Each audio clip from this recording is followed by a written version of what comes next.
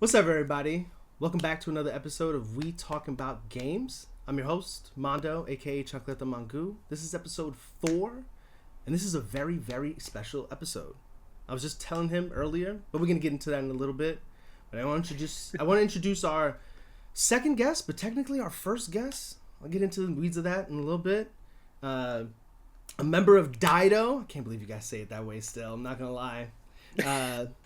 I just don't want to say ditto. I get it. No, I get it. And a superb video essay writer. And we're going to get into that a little bit too. But the homie, Jordan, a.k.a. CognitiveClips. Jordan, what's good, man? How are you? I'm good, man. I'm so happy to be here. Every time you're on Spotlight or anywhere else, I listen to you. Man, this guy knows his stuff. I appreciate that. Well-spoken. He calls out the stuff, like the real life stuff on his Instagram too. On top of that, if that's your thing, it's man. Yeah. So I'm happy to be here. Oh man, I appreciate having you on. I feel like you're one of the few people in my gaming world who I talk to on a regular basis, but I don't have a more intimate relationship with. And so I'm glad we're doing this episode because we're gonna get into the nitty gritty of all of that. Before we do you want to do a light introduction, introduce everybody?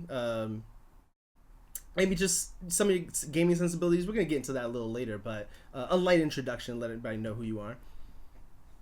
Yeah, man. So again, my name is Jordan. I go by CognitiveClips on YouTube and elsewhere, Threads and Instagram and all that. And as Mondo said a second ago, my big thing is video essays. So I do some top 10s here and there. I do some reviews here and there, but I really, really enjoy kind of taking deeper dives into stuff, whether that's the themes of the games or even just breaking down genres, things like that. So that's kind of my bread and butter. Been doing that for a couple years now. Still, just whenever I can. As we'll get into later, got a full-time job. I got kids. So whenever the inspiration strikes is kind of when I hit the scripting and hit the editing and all that stuff for the channel. But we put them out whenever we can, and it's been a lot of fun though to do that, kind of flex that creative muscle and meet some awesome people like yourself, like the other members of DIDO. So that's been a great venture as well. Just the 1-year anniversary, so we got some fun stuff planned for that too. Yeah. Time flying, doing a lot. We'll run through some quick we talk about games updates before jumping into things. You already know, subscribe to YouTube, follow We Talking About Games on all socials if you're not already. Also, go follow the homie Jordan, CognitiveClips on YouTube and on socials. All right, don't disappoint me, don't disappoint him. You won't be disappointed. I will be disappointed if you don't follow me. So, I mean, I remember when I watched your Sea of Stars video essay, and I was like, all right, this guy's good. This guy's good. This guy's got away with words. He's good. And you're always trying to throw a little wit into something, and I can appreciate that as somebody who's trying to be witty himself. I try it. It's like my rule is kind of I'm gonna make myself laugh about something, and then if somebody else laughs at it too, that's great. But right. I'm throwing my super little jokes in for me first and foremost. Nah, and I can appreciate that. And then last but not least, go watch my recent guest appearance on Spotlight Games. Shout out to Patrick and Cayman over there. Cayman wasn't on the episode. I love it when I'm on with both of them because they're just two great personalities. But I was on there filling in for Cayman, who got hit by that snowstorm, and hopefully he's got his stuff situated by now too. And trust me, awesome. I'm glad to hear that.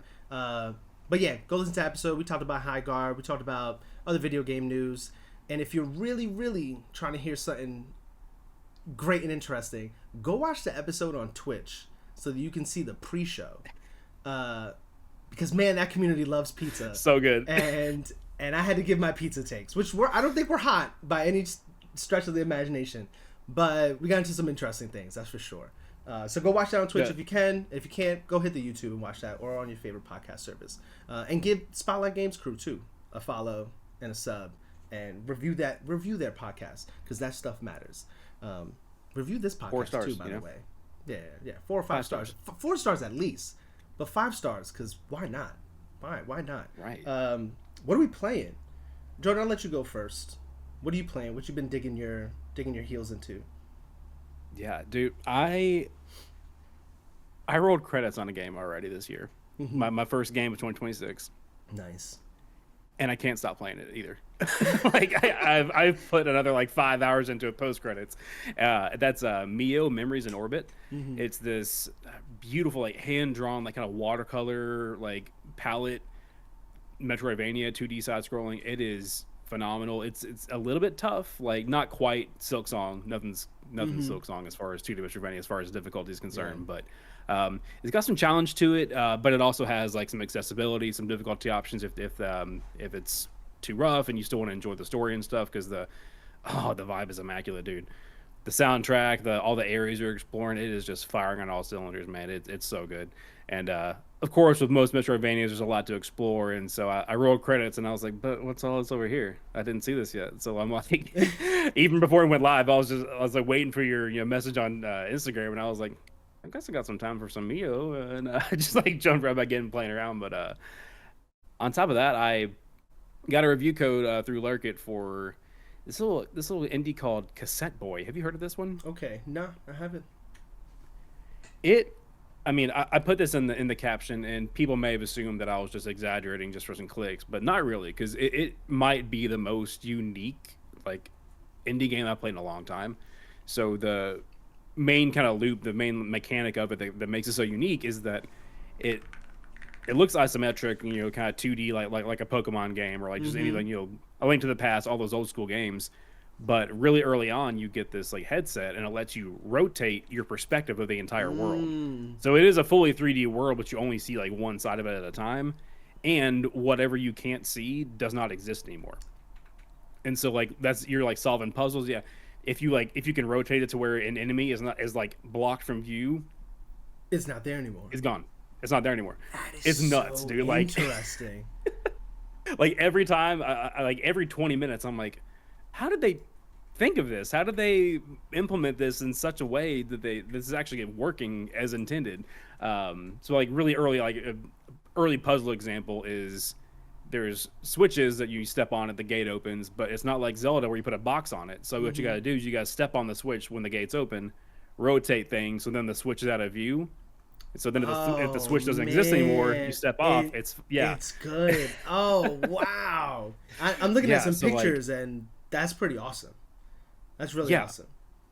it is really really cool. And the only thing that took me off of that was Mio came out like a week later, and I just I'm a That's it. sucker for No looking back. Metroidvanias Yeah, I as was we'll gonna talk say you're about, a as you can Metrovania. probably tell. Yeah, we're gonna geek out a little bit about that. Yeah, yeah.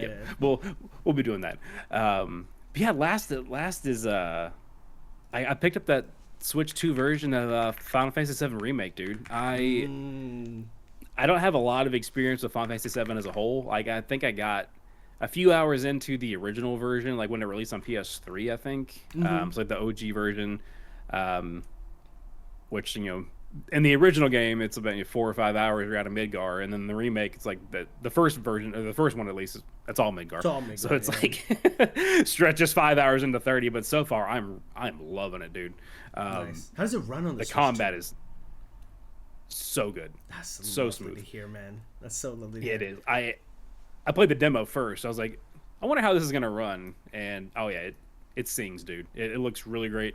I think I'm pretty sure Digital Foundry already has a video up comparing because it came out same day and date for Switch 2 and for the Xbox Series Yeah. consoles, and Yep. so it was like the first time that those have been on those systems, and so they did a little comparison. But no, it's running smooth. I think it's locked at 30, but I'm not one to care about that. Like Yeah. it still looks great to me. Actually, if I think, yeah, because I played that on PS4 when it released, and so I played it at 30, and I enjoyed it. You know, Oh yeah. I enjoyed the hell out of it. It's a good 30. Like I can see why people might think that an action game like that might not feel good in 30, but I think with the fact that it has kind of that still has that turn-based sensibility where you're choosing Mhm. your skills in the middle of battle, it kind of slows things down and it makes that 30 feel a little better. Because Yeah, at 60 it is buttery smooth. I'm not gonna lie. The 60 is really I nice, bet. Yeah. but the 30 is good. Because I felt like you are giving away a little fidelity with that 60, like because Rebirth I played at 60 and yeah, it didn't look so great. I heard that. I heard that mostly like played Rebirth at 30, if I'm being honest. Yeah. Yeah. I heard that was a big thing for like because people were trying to play it on their like PS5 Pros even and running it at 60 and the textures were looking all wonky and stuff and we can't always have it all, y'all. It sucks, but now, that's. Did you play the original Final Fantasy VII? No, sorry, that's what I meant. Like I bought it on like PS3, like the OG, like PS1 ported to PS3 kind of thing, and played like. I think I got to maybe the first town outside of Midgar, and it didn't really hook me. Okay. It may have just been one of those at that point in time for me, like old game is old, and I want to do other things kind of thing. I feel that because I didn't have a PS1 growing up, so I had no childhood connection to that game at all. To be like, oh, the nostalgia, I can't wait to relive this. It was just like, okay, I feel that this is kind of cool. So this is gonna be like if Rebirth comes out, like maybe this will be like your first trip through that story, so to speak. Yeah, I know most of what happens. I've even looked up what happens like in Remake and Rebirth because I didn't anticipate playing it. But then I'm a sucker, man. I'm part of the problem where a game will be coming out for Switch 2 and I'm like, I didn't care about it 5 years ago, but now it's on the Switch and I can take it with me and like it makes it appealing. I don't know, man. that portability proposition is just undeniable. It'll make me buy any game again. Yeah. Yeah. I almost screwed up Cyberpunk, even though I've bought it like once already and played like 2 hours and didn't care about it. Yeah, I want to buy Cyberpunk for the Switch, but I was like, damn, I just need to get a good price on it to do it. Because I already own it for PlayStation. I own it on PC. And shout out to CD Projekt Red. They have figured out the whole cloud save thing. Like, you can, I heard they did. You can play Witcher on the Switch and then go pick up your save file on PC. Same thing for Cyberpunk. And Cyberpunk was $17.50 on the Switch 2 for like I saw that. for like 10 hours, and I missed it. I was so upset. And then they honored the purchases. I was so man. Shout out to CD Projekt Red for honoring those purchases, but damn, man, I missed that. Yeah. I almost did. That's what I was talking about. I was like, I almost copped it, but I was like, I don't know. Like I know myself, and I've already like started and stopped it twice on PS5, and just didn't like stick with it. So why would I spend more money and not play it again? So I feel that. Yeah. Yeah. Okay. Cool. What am I playing right now? Any other comments on what you're playing? No, that's mostly about it, man. All right. Quickly run through what I'm playing. Xenoblade Chronicles Definitive Edition. I'm hooked again. I put this down to play KOTOR, and I was playing KOTOR on my commutes to work, and I think I just didn't have my backbone, and I had my Switch 2, and I was like, oh, you know what, let me just go back to Xenoblade and put a little more time in. Yep, haven't put it back down since then. Put in like another 15 hours since I picked it up a few days ago, and God, that game is just so good.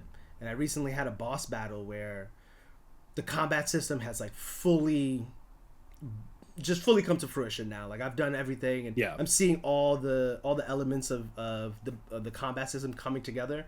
And I left that boss battle like, yep, yeah, I get it now. I see why people really, really love this game. And the story, I just got to a story part where I'm like, yep, there's that first twist. That's it. They got me. Oh, I love a good first twist. Yeah. That, I played a little bit of it, a few hours, I think, a couple years back on the Switch, and I think I got as far as maybe I just rescued what's her face's brother or something, right? Like then you like run off trying to do something, and then you go run and save him. Like I think I was either in the middle of that or just did that, and yeah, it was cool, but yeah, it was, I don't know.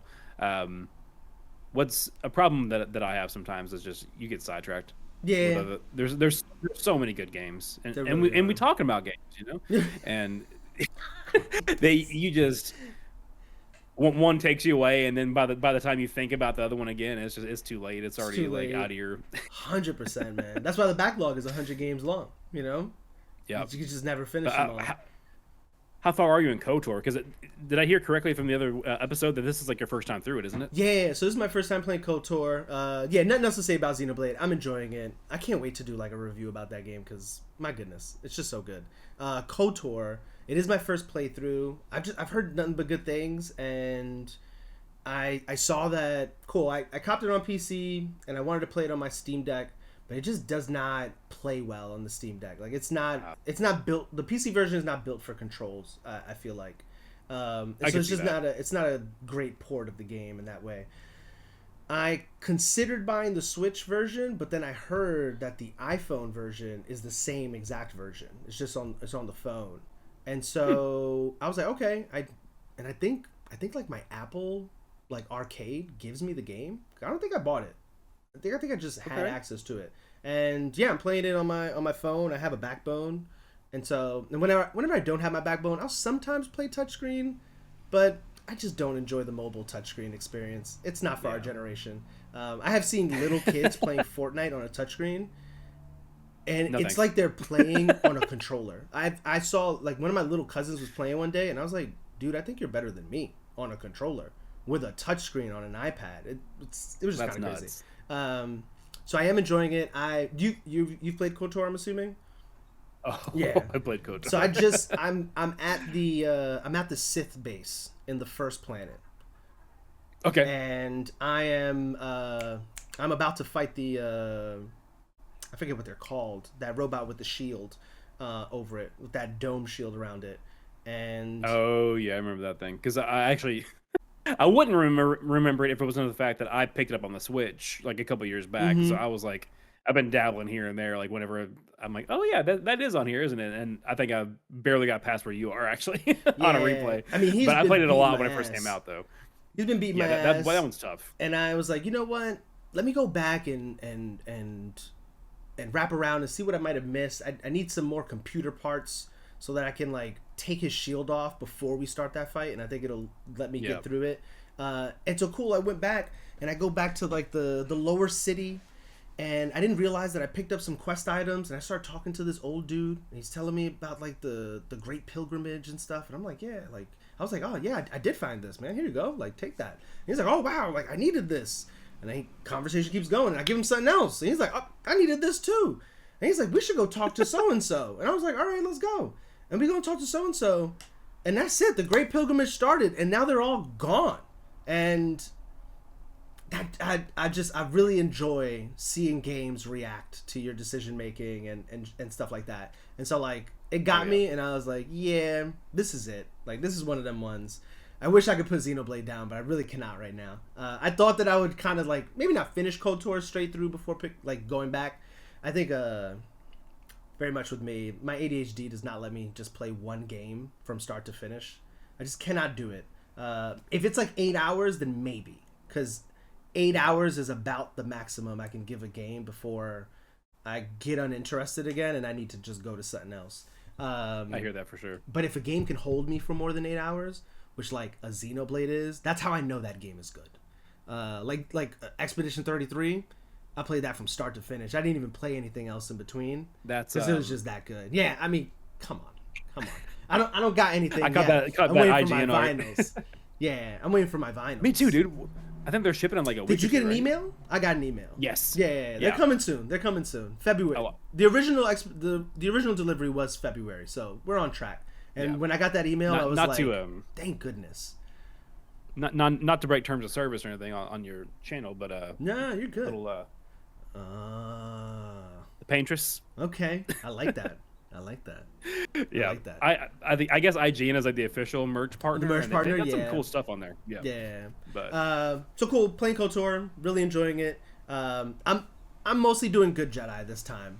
I think I on second playthroughs of games like this is when I go like full bad guy, kill everybody, do all the Yeah. bad stuff. Baldur's Gate 3, playing that with some friends. Shout out to the Baldur's Gate Ooh. 3 crew. We're in Act 3. Hopefully, that Crimson Desert trailer I showed you, one of them sent that trailer. And I was like, oh, okay, so we basically have until March 19th to beat Baldur's Gate 3, or else we're going to take another massive break from Baldur's Gate 3. And if Gabe, if you're listening to this, we need to beat this game before Crimson Desert comes out, because we're not taking another break. I refuse. We need to beat Baldur's Gate. so And then, you're like y'all been playing it all together then. yeah, we've been Like, playing all together from start that's to cool, finish. man. Yeah, That's the so we decided.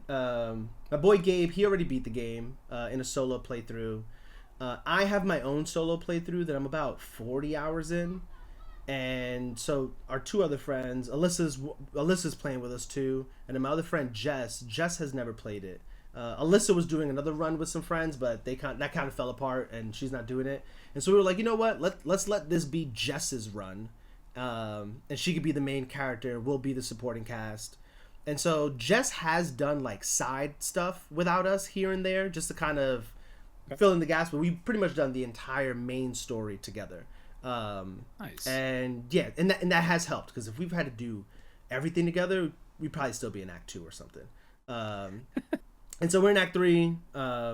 We do side things together here and there. Like, say if like Alyssa's available to play with Jess, like they'll go and do some side stuff. Like if I'm available with Jess, we'll do some side stuff. Or three of us. But the main stuff we only do together. So that way we get through the main story together. And we're getting there. We're almost there. I feel like we are. People say that Act 3 is almost as long as Act 1 and 2 together, so I could be wrong. Jeez. Yeah, you said you're 40 hours into your own playthrough. I was like, what is that, the prologue? Like, yeah, I'm still in Act 1. that's honestly that's why I've never touched it, because I was like, I don't know about like a 100-hour minimum commitment on some of these games, man. So yeah, there's too much to do. Yeah, and I think the only thing that helps is that I'm okay with like putting games down sometimes and then coming back to it. So it's not like just 100 hours straight and not playing anything else. But I will say I'm at the end of Act 1. Like I'm doing this one last battle and I'll probably end the act. But yeah, it is a long game. Okay. And yeah, and last but not least, no extra details. I'm playing Ghost of Yotei. Ghost of Yotei is so good. It is just Ghost of Tsushima a little better. I have heard people tell me that they liked Ghost of Tsushima better. I could see that from like a story perspective. But the gameplay for me, Ghost of Yotei beats out Tsushima for sure. Nice. And I'm having a good time. And I want to play now. Before we continue, I'm having a dilemma now. I'm a mainly PC gaming person, but I've recently set up my living room and I have like a good surround sound. And Ghost of Yotei, I feel like I'm enjoying it so much because like I am immersed in that game. Oh man. With like all the music. I bet that surround sound is killer for that game. It is. It is very nice. Where like I was talking to my friend earlier and I was like, damn, I'm actually considering buying Crimson Desert for PS5, and I don't buy any games for PS5 anymore unless it's an exclusive, and that says a lot. But yeah, that's what we're playing. And if there's nothing else, this is a little weird because like we were talking about before the show, I have not had a guest on a podcast without Alyssa present. And this is so weird, just to structure this episode. I was typing out the document, and I was like, I don't even know where to go with this. Like, how do I even structure this episode? Right. But I want to know more about Jordan. I want to know more about CognitiveClips. Sure. And so, I mean, just to get into it, I think, we're all gamers, and we all have like that, maybe not that defining moment, but like that defining console, that defining game, that defining period in our lives that made us gamers. And I just want to know a little bit about your gaming history. Like what even made you a gamer? What have you always leaned to over the years? Consoles, video games? So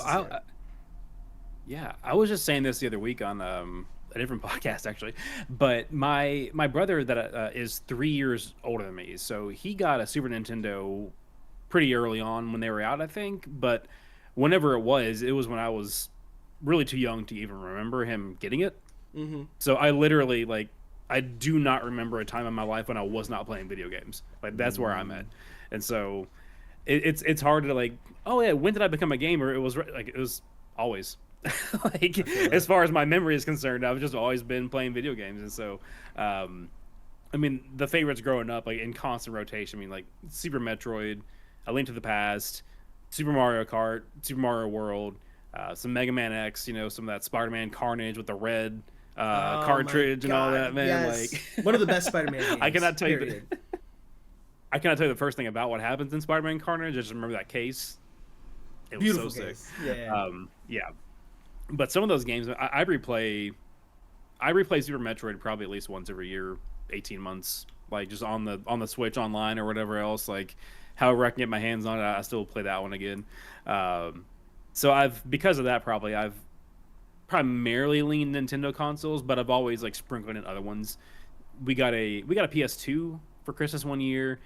one year there was like a pretty bad ice storm in our area, and the insurance company, I guess, at this point in my life, it's like, was this really a thing that insurance companies did, or was this just like something my parents said to like give us more extra allowance or something? But it was like we were cleaning up all the fallen limbs and stuff that were like, they landed on our trampoline, they landed on our fence, and we were chopping them up and cleaning up and stuff.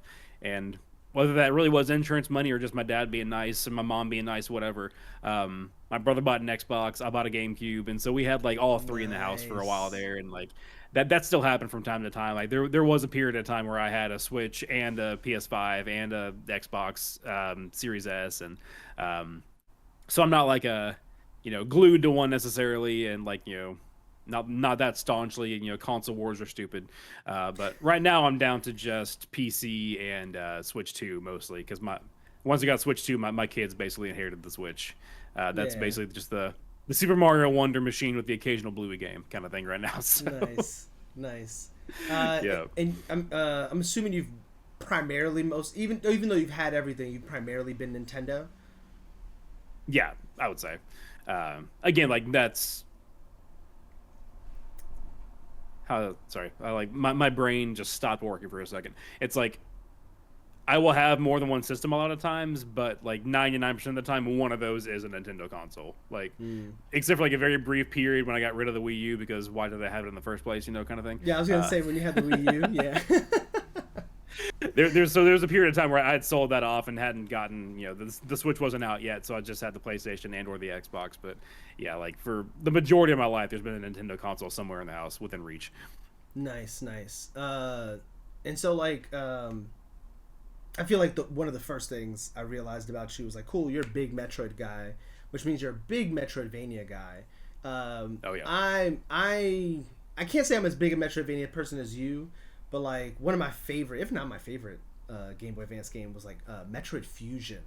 I loved some Metroid Fusion, man. Like I actually wasn't into Super Metroid until I played Metroid Fusion, and I was like, oh, I need more of this. Like, how do I get more of this? And that's how I eventually played Super Metroid later on.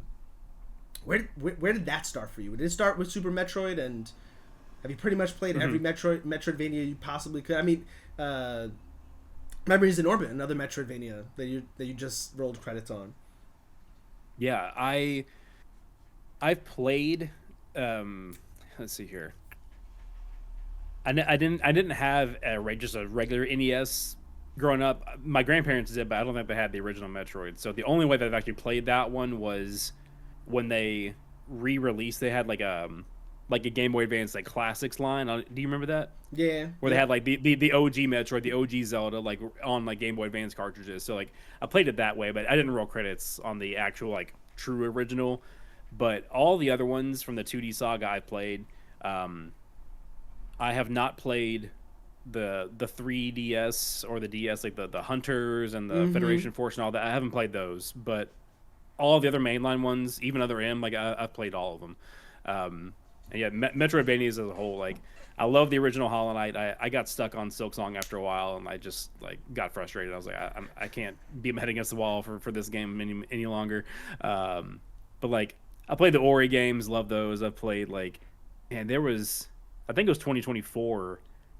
Where it was like every other month there's another banger Metroidvania coming out. Like we had Prince of Persia Lost Crown, we had Animal Well, we had Tales of Kenzera, which was not my favorite, but it was still like the story was great. It was a good first outing for the studio, I would say, but it still it lacked some things.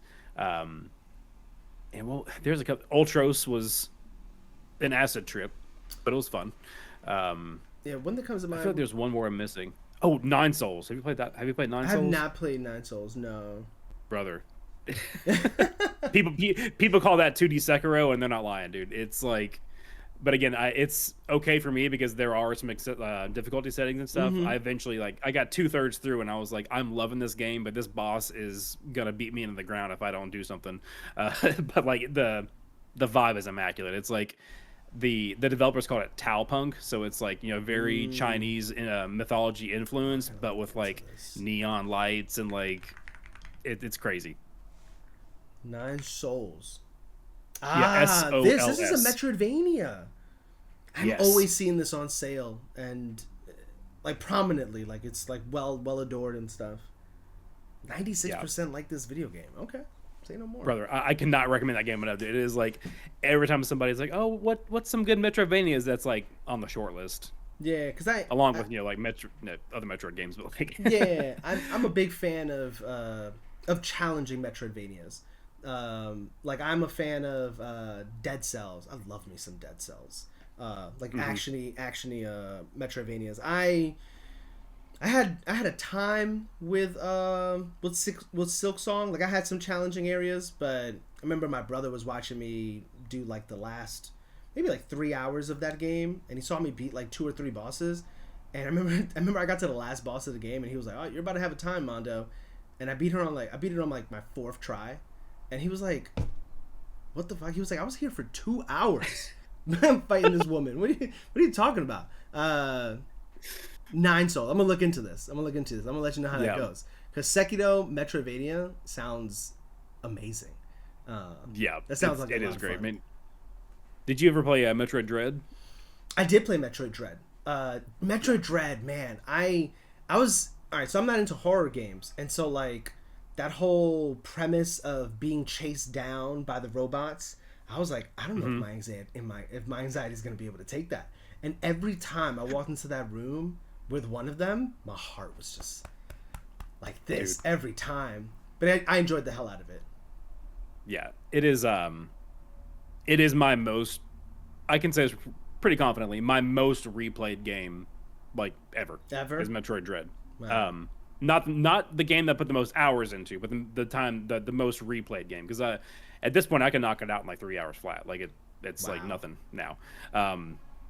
But to this day, I will get jump scared by those things at least once. I'm assuming, I guess in a new game plus, you'll keep all of your upgrades and stuff.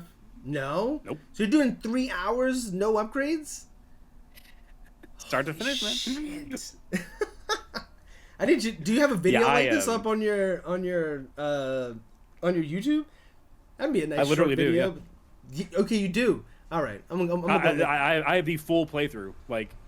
That's crazy. Start to finish, like you can see, it's like the video is probably like 3 hours. Yes, 15 you or something. do. Because I saw it and I was like, oh, he only has like one 3 hour video of this on YouTube. Okay, I was like, all right, that's cool. But it's the whole fucking playthrough. Oh my god! Wow, that's crazy. That is nuts. It's a 12-hour game. Man. I beat that game in like 12 hours or something.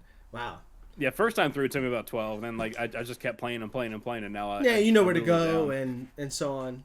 Yeah, that game I will say. I don't know how you feel about this, but especially with like Metroid games, I be getting stumped sometimes. Sometimes I'm just like, where the hell do I go next? And I'm just looking on that freaking map, and I'm like, what area looks like it could be leading to another area? And I will say that's been my one hurdle with Metroidvanias in general, is figuring out where to go next, and finding that with Metroid Dread especially, it was like, oh wow, I didn't know I could break that wall. No wonder. And it wasn't really as clear as I maybe thought it was. Do you have that problem? Do you have that problem with Metroidvanias? Not usually anymore. There's a. I'll go ahead and just shamelessly plug. So my latest essay that's on my channel is about design language, because Metroidvanias, by and large, do follow like a pretty specific way that they're trying to communicate things to the player through the way that the maps are designed, through the way that like the upgrade paths are happening. And I also kind of compared and contrasted that with Blueprints, because that also has its own design language that, you know, as you're saying, some people get really tripped up with the Metroid games specifically, or Metroidvanias just as a whole, because of how like they don't quite grasp like what it's trying to tell you to do. And some of the reviews, especially, this is no shade, I love Ralph from Skill Up. I love Friends Per Second podcast. Like, he seems like an awesome dude. So everyone's entitled to their opinion. But like, I was watching his take on Metroid Prime 4, and I was like, brother, you didn't even listen to what the game told you to do, man. Like, you're sitting here acting like you didn't know what to do this task, when it's like the first thing they tell you what to do. And like, so it, you know, just picking up that type of, you know, again, I just refer to it as design language, because that's the term that seems to make the most sense to me. But, you know, for instance, in Metroid Dread, you know, replaying it, I start to realize, and there's videos that kind of point me in this direction too, of like, oh, so you pick up this thing, and then, oops, just so happens that there's a teleporter that's 3 rooms away, and guess what happens when you take that teleporter? It pops you like 3 rooms away from where you need to be next, and then it kind of follows the same kind of cadence. And even when you go back to the original Metroid Prime, same kind of thing happens where you pick up a major upgrade, and then have you played the original Metroid Prime? I can't remember. I haven't played the original Metroid Prime. No, I have it. Okay, I haven't played it though. Gotcha. So like the easiest example, I put this in my video too, of like really early boss, you know, as is typical for a lot of these types of games, for Metroid at least, you start the game pretty much fully powered up. Something happens, she loses her power-ups, and then so early on in Metroid Prime 1, you regain your suit upgrade that allows you to resist heat and all that stuff. And the room that you entered into for the boss fight's blocked off. So you can only go the other, like, one other door. That's the only way you can go. And it drops you down after, like, 3 rooms, drops you down to an elevator, and that elevator goes to the area that's like the hot place, the Magmore Caverns, you know, a bunch of lava that you can't survive until you have that suit upgrade. So it's like you can pop back down, keep exploring where you already were, find some little hidden upgrades that you didn't see already. But the game is like, oh, hey, look, oops, we just dropped you right next to the elevator that you need to take next. Yeah. How funny is that?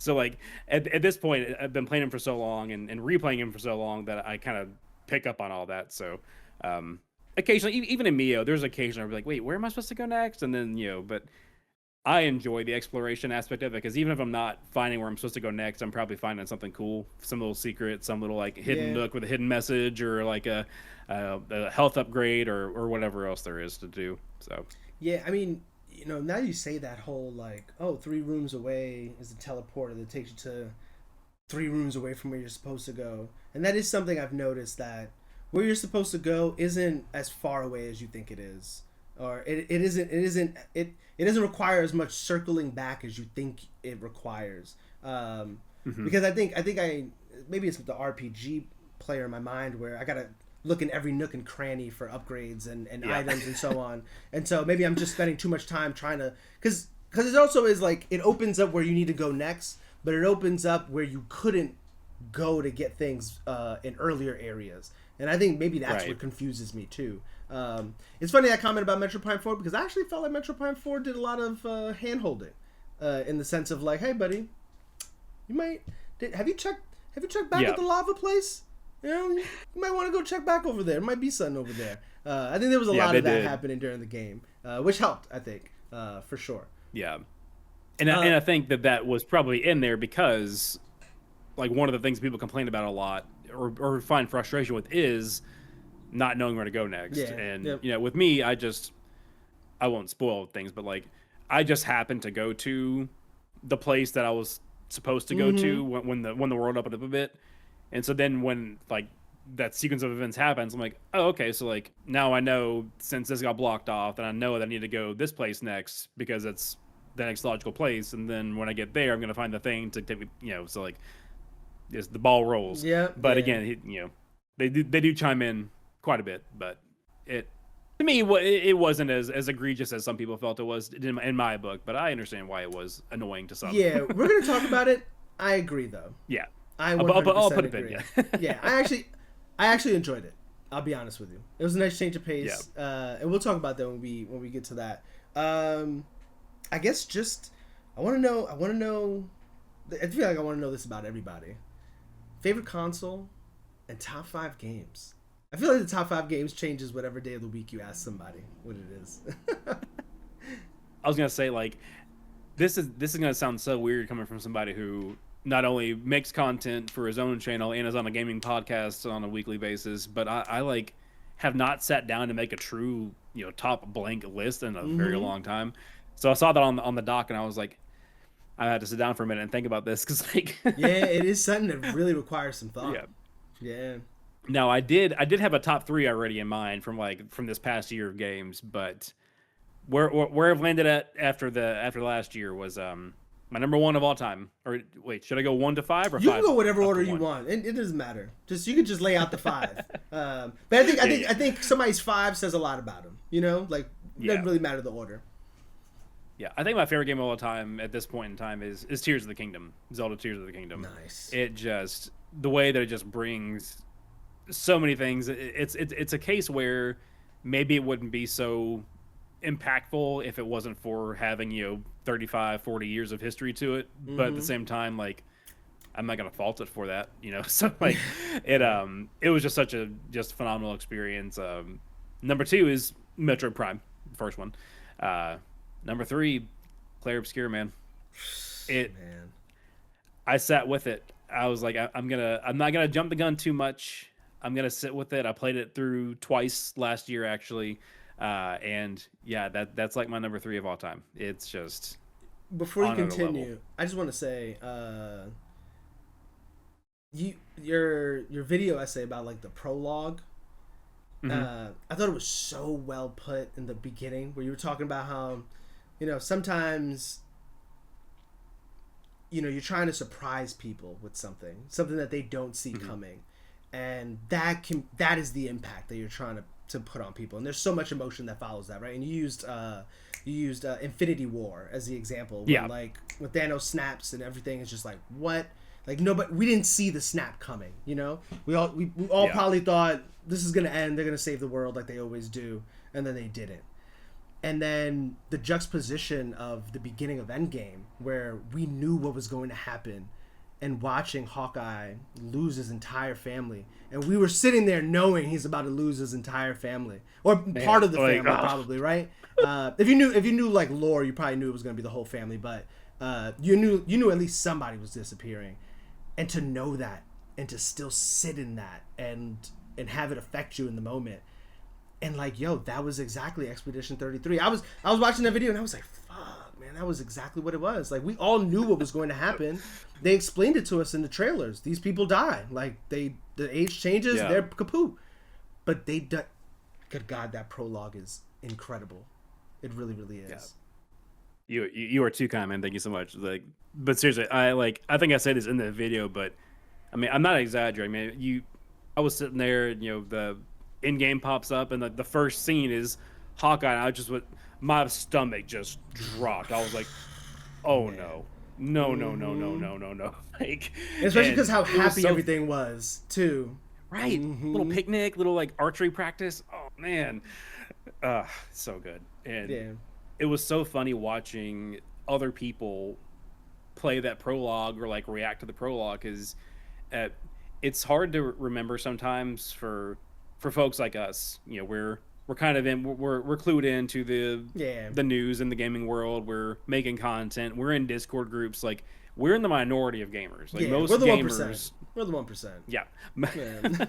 most gamers do not pay that close attention to stuff. And so, like, for me, I saw those first trailers for Expedition 33. That's a crazy premise of just people disappearing, people dying. Every time, that the year by year by year, and like, Mm-hmm. they spell it out in those They trailers. At least the do. earlier ones, like, year by year, she paints a number, she erases us. I'm Ben Starr, I'm sexy, whatever. um, and like, but some people didn't watch. I was like, oh, I got a game key, or oh, I heard this is cool, and then they're like, wait, what, like, and just Yeah. like sobbing, and I'm like, that's the appropriate reaction. This is devastating. Oh Like, no, they got a tear out of me in the first 45 minutes. I was like, yeah, dude. I knew this was happening, and they got me, man. They got me. Have you?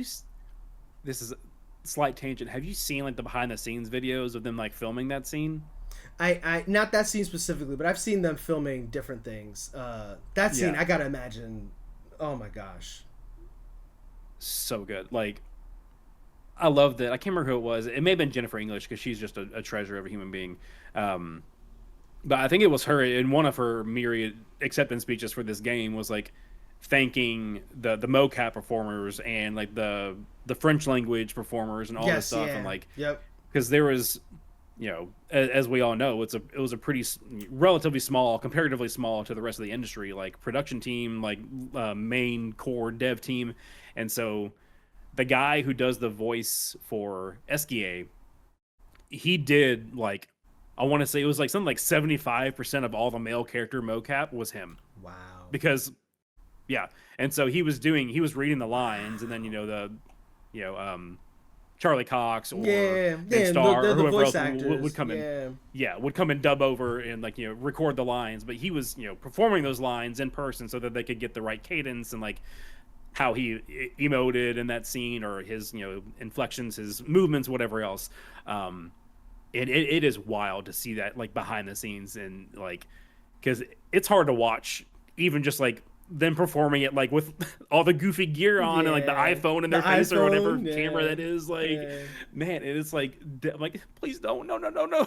Like my heart's breaking again in a thousand pieces, man. It's like yeah. That iPhone mocap is. I was looking at that and I was like, they really were indie.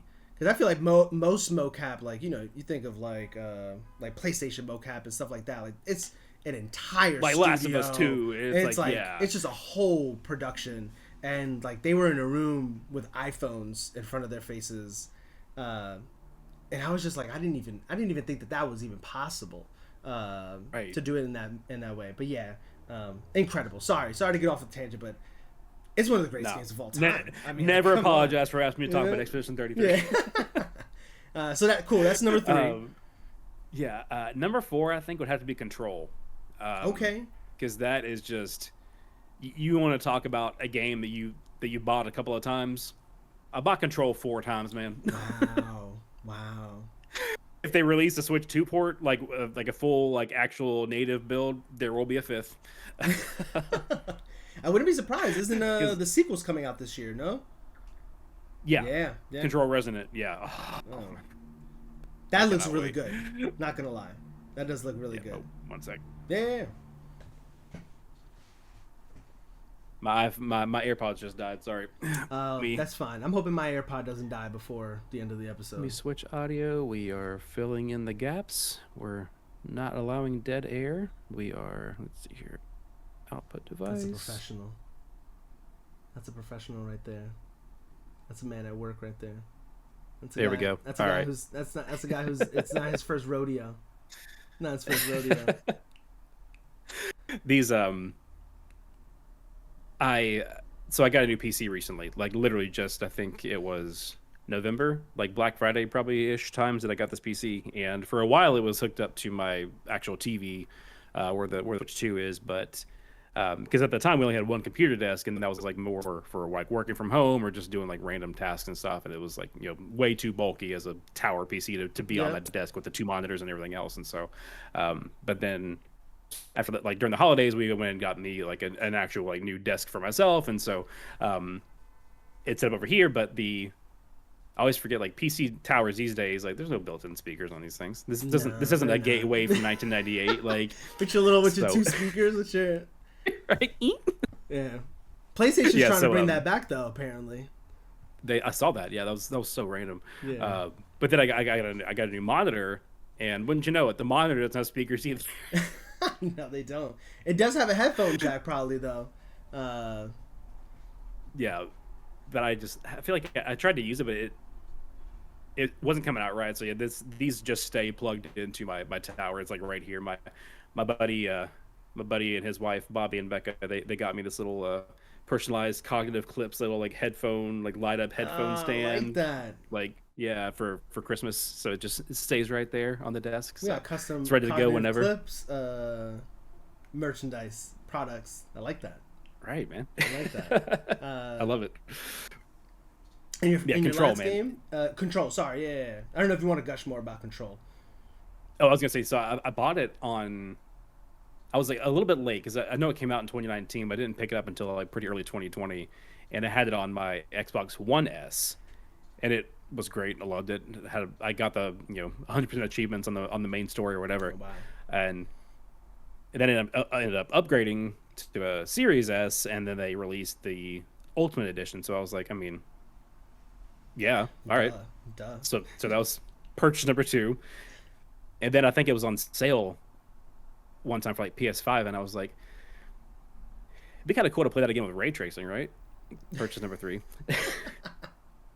And then they like found some, I think it was on sale for like $5 or something stupid on Steam, and I was like, all right. It has been on sale for like $5, and I think that's why I have it on Steam. Yeah. So literally, I've bought this game in some way, shape, or form 4 different times, and I have not regretted it once. So that's where we're at with that. Nice. And I was kind of scrambling to find a 5th, and I was like, what would I put here? Because like, you're trying to think of all the just I play so many, usually at least a couple of dozen games per year, and like Mm-hmm. of course I've been again stretching back.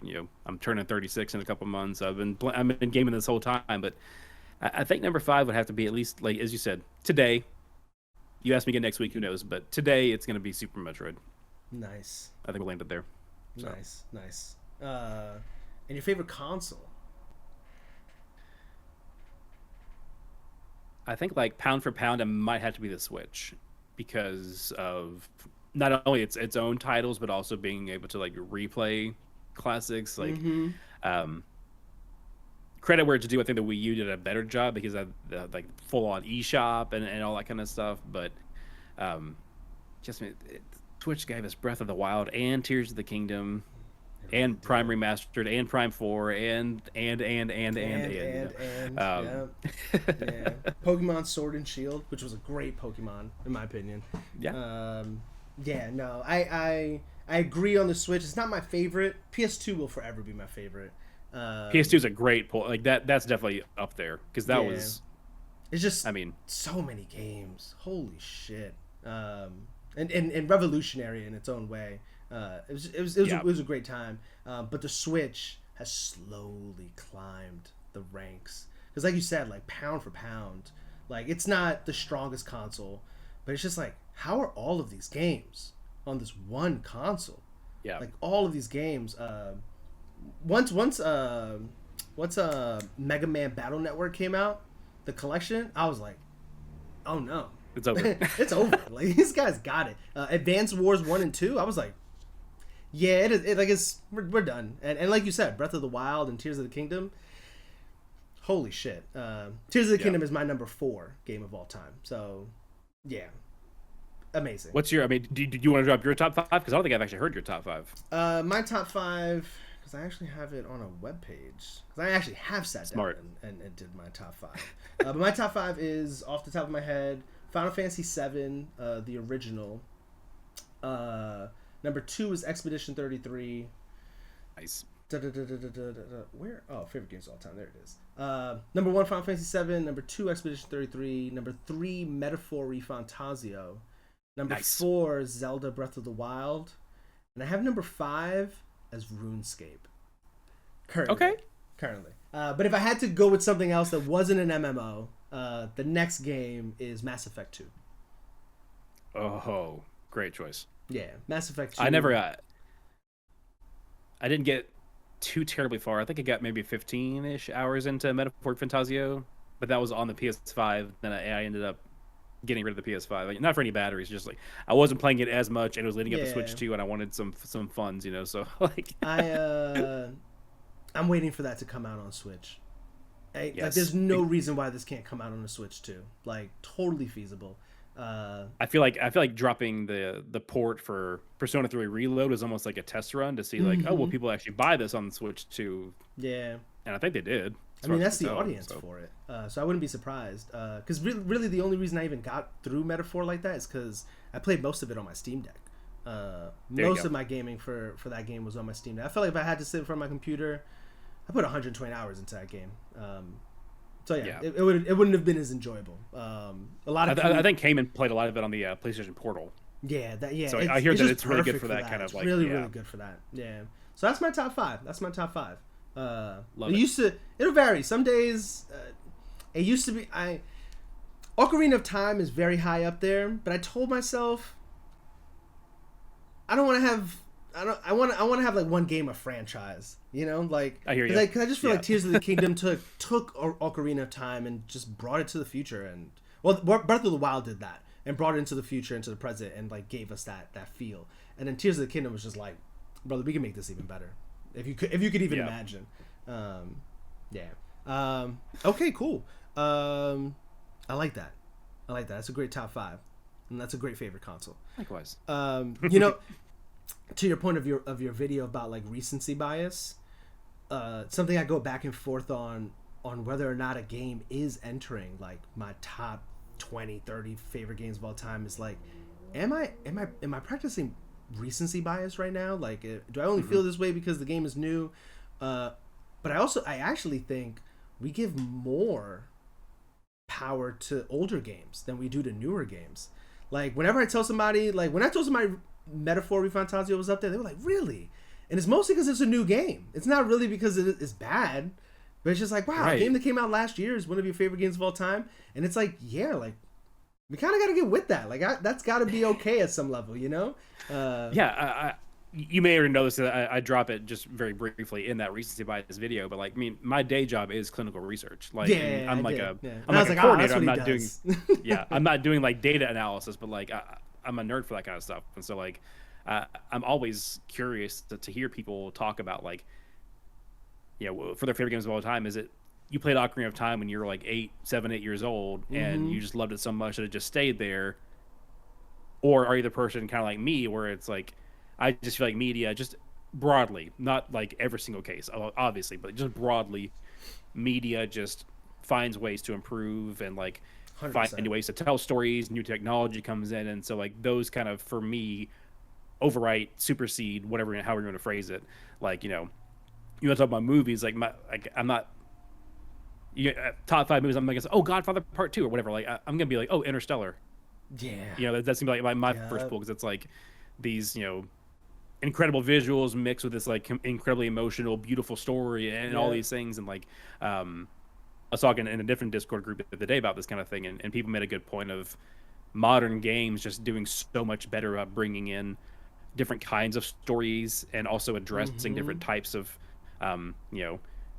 tackling different issues that may not have been addressed in previous games. Like these days we're talking about like these like regrets and like mental health and like struggles of parenting and like all these topics in games that are happening now that NES wasn't doing that. They didn't have the capacity for it. They were like the size of your screensaver on your iPhone has more storage space than an NES cartridge. You know what I'm talking about? It's like they didn't have the capacity for it, but now we do. And so for that, like all that kind of stuff combined, it just like generally speaking, newer games are going to be higher up just because of like Tears of the Kingdom was like emotionally resonant for me. I remember tearing up and just like seeing certain areas and just be like, man, this is so beautiful. Like this is so nostalgic. This is so blah blah blah blah blah. And then Expedition 33 just making me cry like every 2 hours. I know. I was crying on New Game Plus, dude. Like I already knew what was coming. The moment is still the moment, and that's how you know it's good. I totally agree with that. I think where where we as gamers can find difficulty in the balance of it is Tears of the Kingdom is better for sure, right? Like before Tears came out, I was like, oh, Breath of the Wild is the best Zelda game of all time. I don't even think it's close. But I think we struggle with all right, but Ocarina came out in like 98. Like for what it was then, is it better?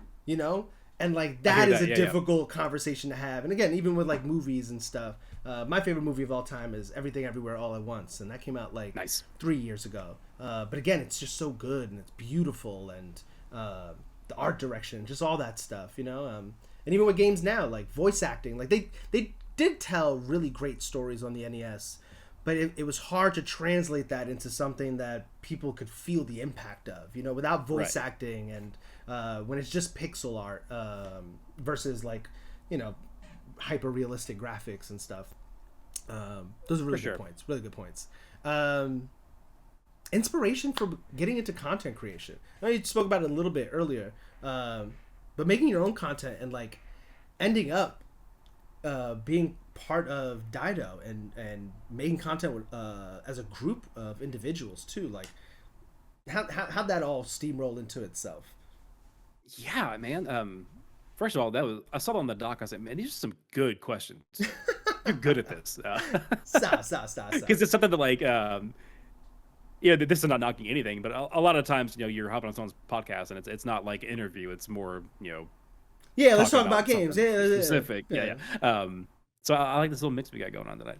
But yeah, man, I've really enjoyed writing for a very long time. Like even in my first semester of college, where I was not knowing what I was doing with my life and was taking classes I know was taking and failing classes left and right and stuff, and like, but English, writing papers and all that kind of stuff was always, a strong suit of mine, and I've always enjoyed it. I would blog here and there on Tumblr, and then when I like got to a place in my own mental health journey where I felt comfortable talking about it, I was like, I had it's still the site is still live. I don't use it anymore, but like I was like blogging about like mental health struggles and like just Is it a WordPress by any chance? it is. It I used to actually have a is. WordPress blog. I see Oh yeah. you. I knew why I fucked with you, Jordan. I knew I fucked with you for some reason. Yes, sir. WordPress, man. Um, yeah, so I've just writing has always been something that I've enjoyed, and Mm, whether that was in a blog or in a journal or for a paper. I mean, my master's thesis was, a 30, 40 page, research paper and all this nice. stuff. And so, um, then I start seeing these people like Jacob Geller was a big one for me for like his video essays are just, I mean, like cream of the crop. Great. Yeah. The way that he talks about games and stuff. And I was like, this is really, really cool. And I had started Cognitive Clips on Instagram actually as a play on words because my username is Cognitive Glitch. And so I was Mm, like, well, I'm posting screenshots and gaming clips. So this is gonna be Cognitive Clips, and I'm gonna instead of like spamming my own personal page with oh here's my child and also here's Zelda, it's gonna be like its own separate Instagram. But then I made it into a YouTube channel, and I was trying to find like okay, well, I like this stuff, I like this writing, I like these people like Jacob Geller and even like Video Game Donkey. Most of his stuff is like funny and kind of like tongue in cheek, but he actually has some really good analysis in his videos too, and I was playing some of these games, and eventually I played through Sea of Stars, and I was like, yeah, this is it. I could see myself writing something about this one. And so it yeah. was like this short little, pseudo review, but I wanted to kind of also just describe some of like what the gameplay was doing or like what the story was doing and some stuff. And so I kind of phrased it more like it was going to be like an actual essay. And so that's kind of how I started posting those was one about Sea of Stars. And then from there it was, I think I talked about maybe nostalgia because of how great that Metroid Mm-hmm. Prime Remastered captured that original feeling of the first game, and how other games have been trying to do that lately too, and uh, that just kind of eventually made its way. I think Patrick had started to see a couple because I was hanging out in the chats because I can't remember if we were live yet, but uh, essentially I was listening to kind of funny podcasts. Started off with just the in review stuff for Marvel movies, and eventually moved my way to like listening to gaming stuff, and heard this awesome young woman named Jerica Hanna on there, and I was like, man, she sounds so cool. She like knows her stuff. She's funny, and so I started like listening to JK Games podcast, and then I was following them on socials and kind of chatting with them all the time, and in the on Twitch, and Kayla was on Spotlight Games, so I hopped over there to Spotlight Games, and I was like, "Oh, these guys are cool too. All right." And so then I started talking to them and hang out and chat. And Patrick, I guess, had seen some of my stuff and knew that I wasn't a complete idiot, and so invited me on Spotlight. And so then eventually that worked its way to just us kind of talking more, collabing more, and I reached out to him about doing like a fantasy critic league, and he was like, "Oh, I might actually reach out to Jerica and Kayla too." And I was like, "I get to meet I get to meet Jerica and Kayla now? Are you serious?" Like, this is all I Uh, wanted. I didn't want to meet you two, but you invited me on first.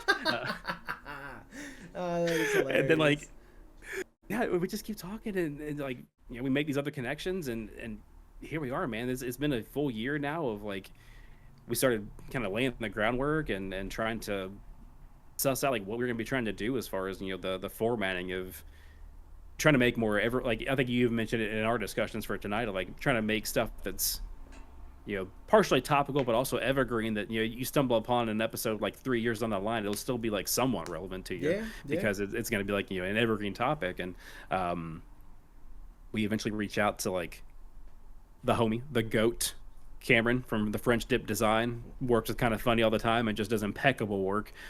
He did our logo treatments, and my friend Chike from Basic Fun, we reached out to him. He did our music, and like Nice. uh, I think one of Patrick's friends, Ryan, he does a lot of graphic design stuff, and so we had him turn the assets from Cam into this really cool, like funky little like animation intro, and like um, man, it's just like it's really wild to think that this has been going on for a year, and to think of all the groundwork that was laid to get there, and um, so much prep work behind the scenes, but like it to see it all come together, and people the response was so great. Like so many like Kind of Funny best friends would be like, "Oh, we heard about you," and so we wanted to come support because we love Kind of Funny best friends, and like Yeah, yeah. um, hearing people, sometimes they'll come from because they were already watching Jake twitching, or some people came because they were already fans of Spotlight or whatever else, and like but now they're all hanging out with us Yeah.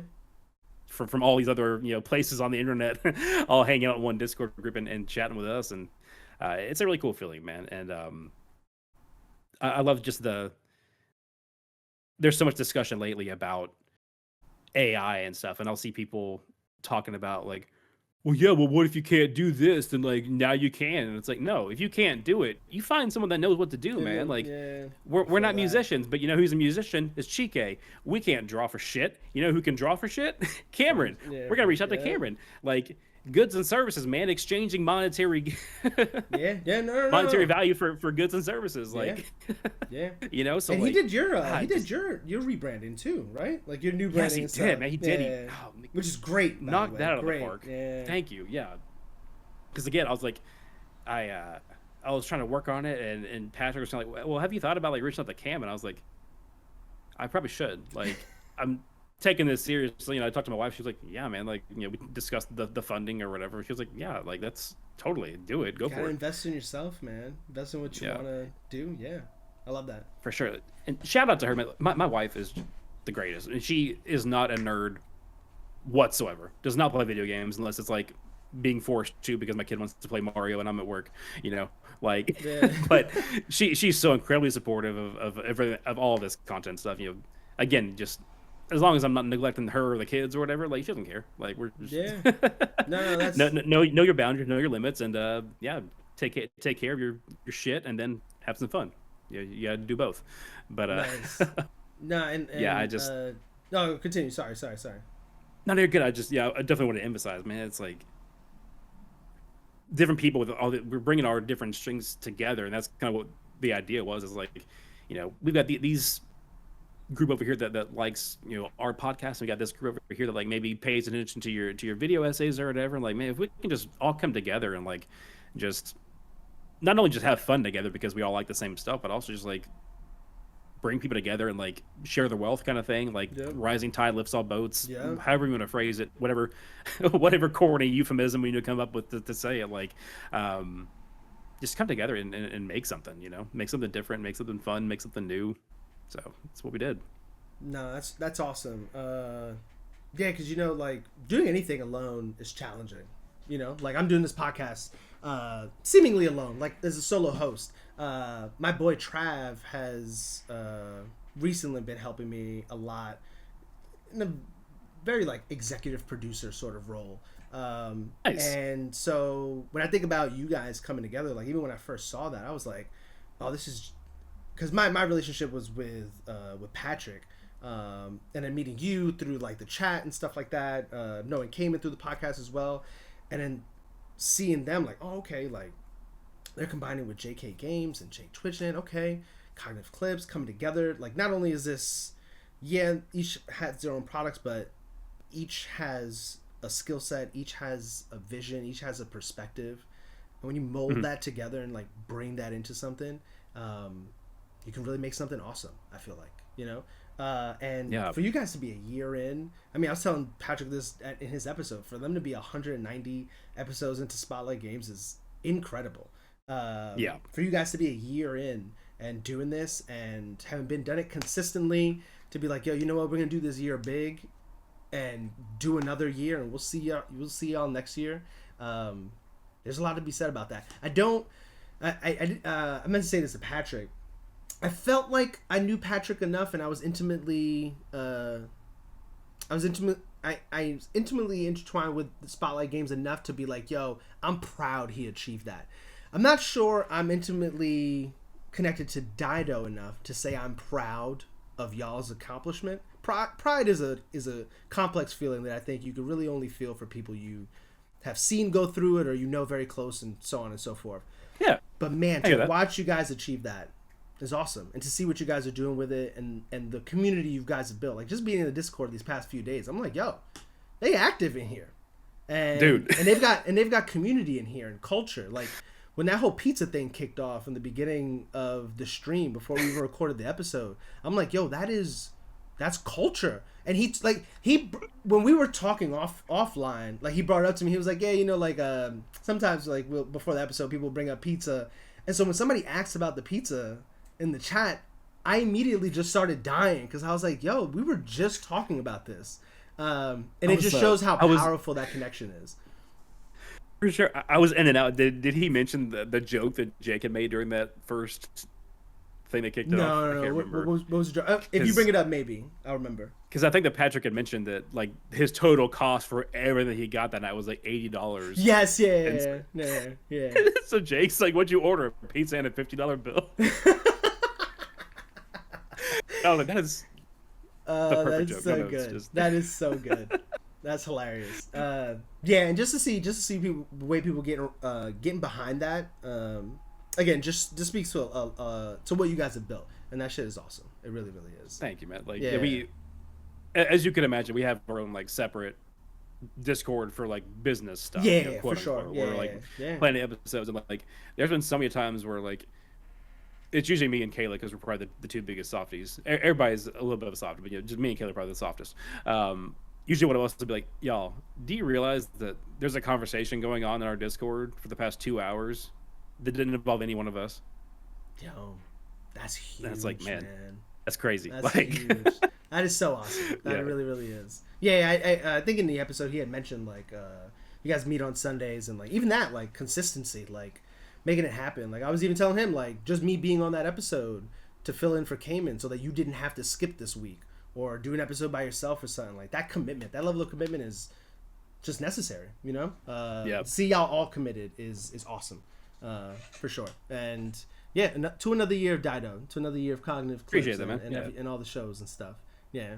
Thank you. If nothing else, I want to get into Metroid Prime 4. Ooh, baby. Yeah. All right. This is my second rolled credits of the year. The first is a cheat. I played most of the game in 2025, and I rolled it in the beginning of the year. I finished like the last chapter of Doom 2016. But this is my second credits rolled of the year. I finished it in about 15 hours. I think you were more or less the same too, like 16. I did not 100%. I'm assuming you mean like 100%, like 100% scans and like items and so on. Right. Oh, yeah. You were just moving around that bitch. Jesus Christ, you were just moving.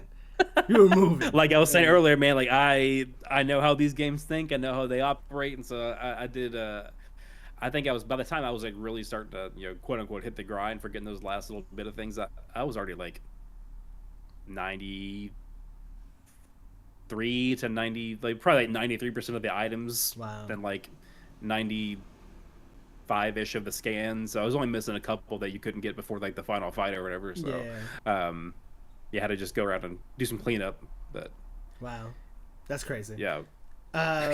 This is actually my first completed Metroid Prime game, and I used to have Metroid Prime 3 on the Wii, and I have vague memories of that game. Like I know we got it, but I know I didn't finish it, and that's kind of like my experience with it.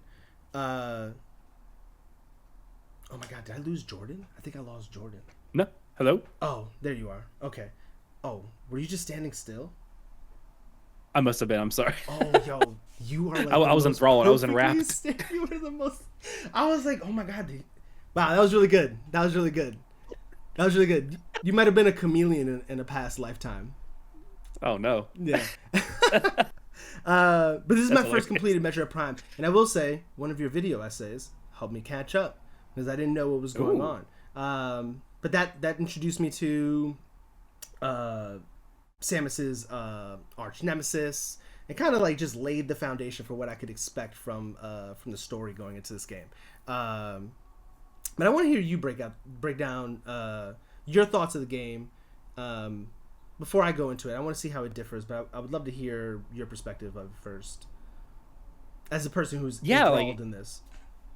I was gonna ask like from what angle there, because I as we kind of hinted at earlier, I was on the Metroid Prime sub-series train from the get-go as well, pretty much. I think that time I mentioned of getting paid and getting a GameCube and all that, like it was a bundle with Metroid Prime, and that was probably just a couple months after release. And yeah, having loved the Super Metroid growing up, I remember being like, they can't put it in 3D. There's no way they can put it in 3D. And then they did, and I was like, oh yeah, they can. Yeah, they can. At least when the right people do it, they can do it. So actually, up until Dread, Prime was my most replayed game. I probably cleared that at least a dozen times growing up, man. It was like, I was telling some friends at the Content Mill, the other podcast I just was on a couple Mm-hmm. weeks ago, that when Prime Remastered Shadow dropped, back in 2024, I fired that up right away. Of course, uh, picked it up digital that day, and then when it came out physical, I picked that up too. Yeah, But that was a delayed physical release. You're right. Yeah. yeah, I think like no guides or nothing, just from like muscle memory, I still got like in the mid 90s percentage wise for completion on my Wow. first run through, because like it's the back of my hand, It's dude. muscle It's memory. like Yeah. it's like coming back home. And so yeah, and 2 years later, Prime 2 comes out. Adored that game. I think 3 years later, Prime 3 came out. The whole trilogy came out in 5 years, which is insane to think about, Something I especially miss in about these. old video game days. Yeah, Yeah. for real, the current landscape. And so, Yeah. um, I loved all three. They put out a trilogy disc on the Wii as well. I got that. I love that. Um, but yeah, as that video hinted at, and as you would probably intuit just from playing Prime 4, like the original trilogy has its own kind of self-contained, like that story had its own arc that completed with 3.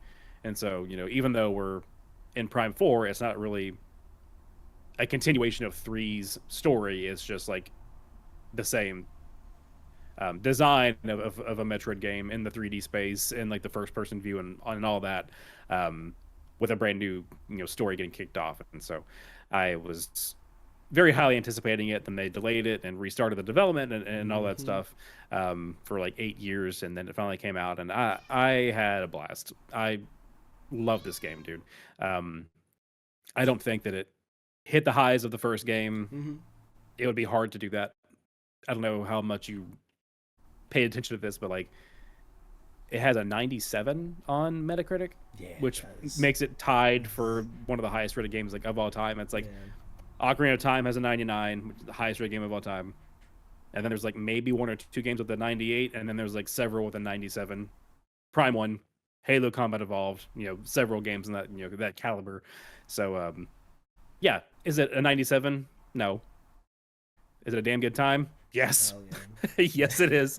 Um, the art direction that Retro Studios always brings to the table is just impeccable. I mean, even before the remaster, you could go back to Prime 1, like the GameCube disc, and of course it's going to be not 1080p, not even not 4K, barely 720, yeah. if Mm-hmm. even that.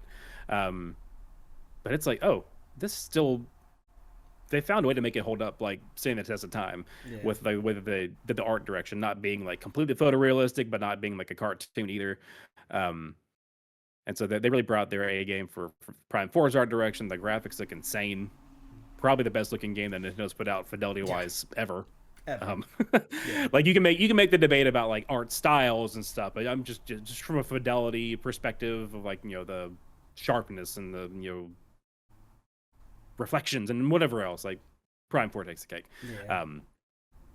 And then the gameplay was just, it's refined. They as far as the main mechanics, love how they kind of modernized it, brought in the dual stick, movement and all that kind of stuff that they couldn't really quite do for the GameCube era.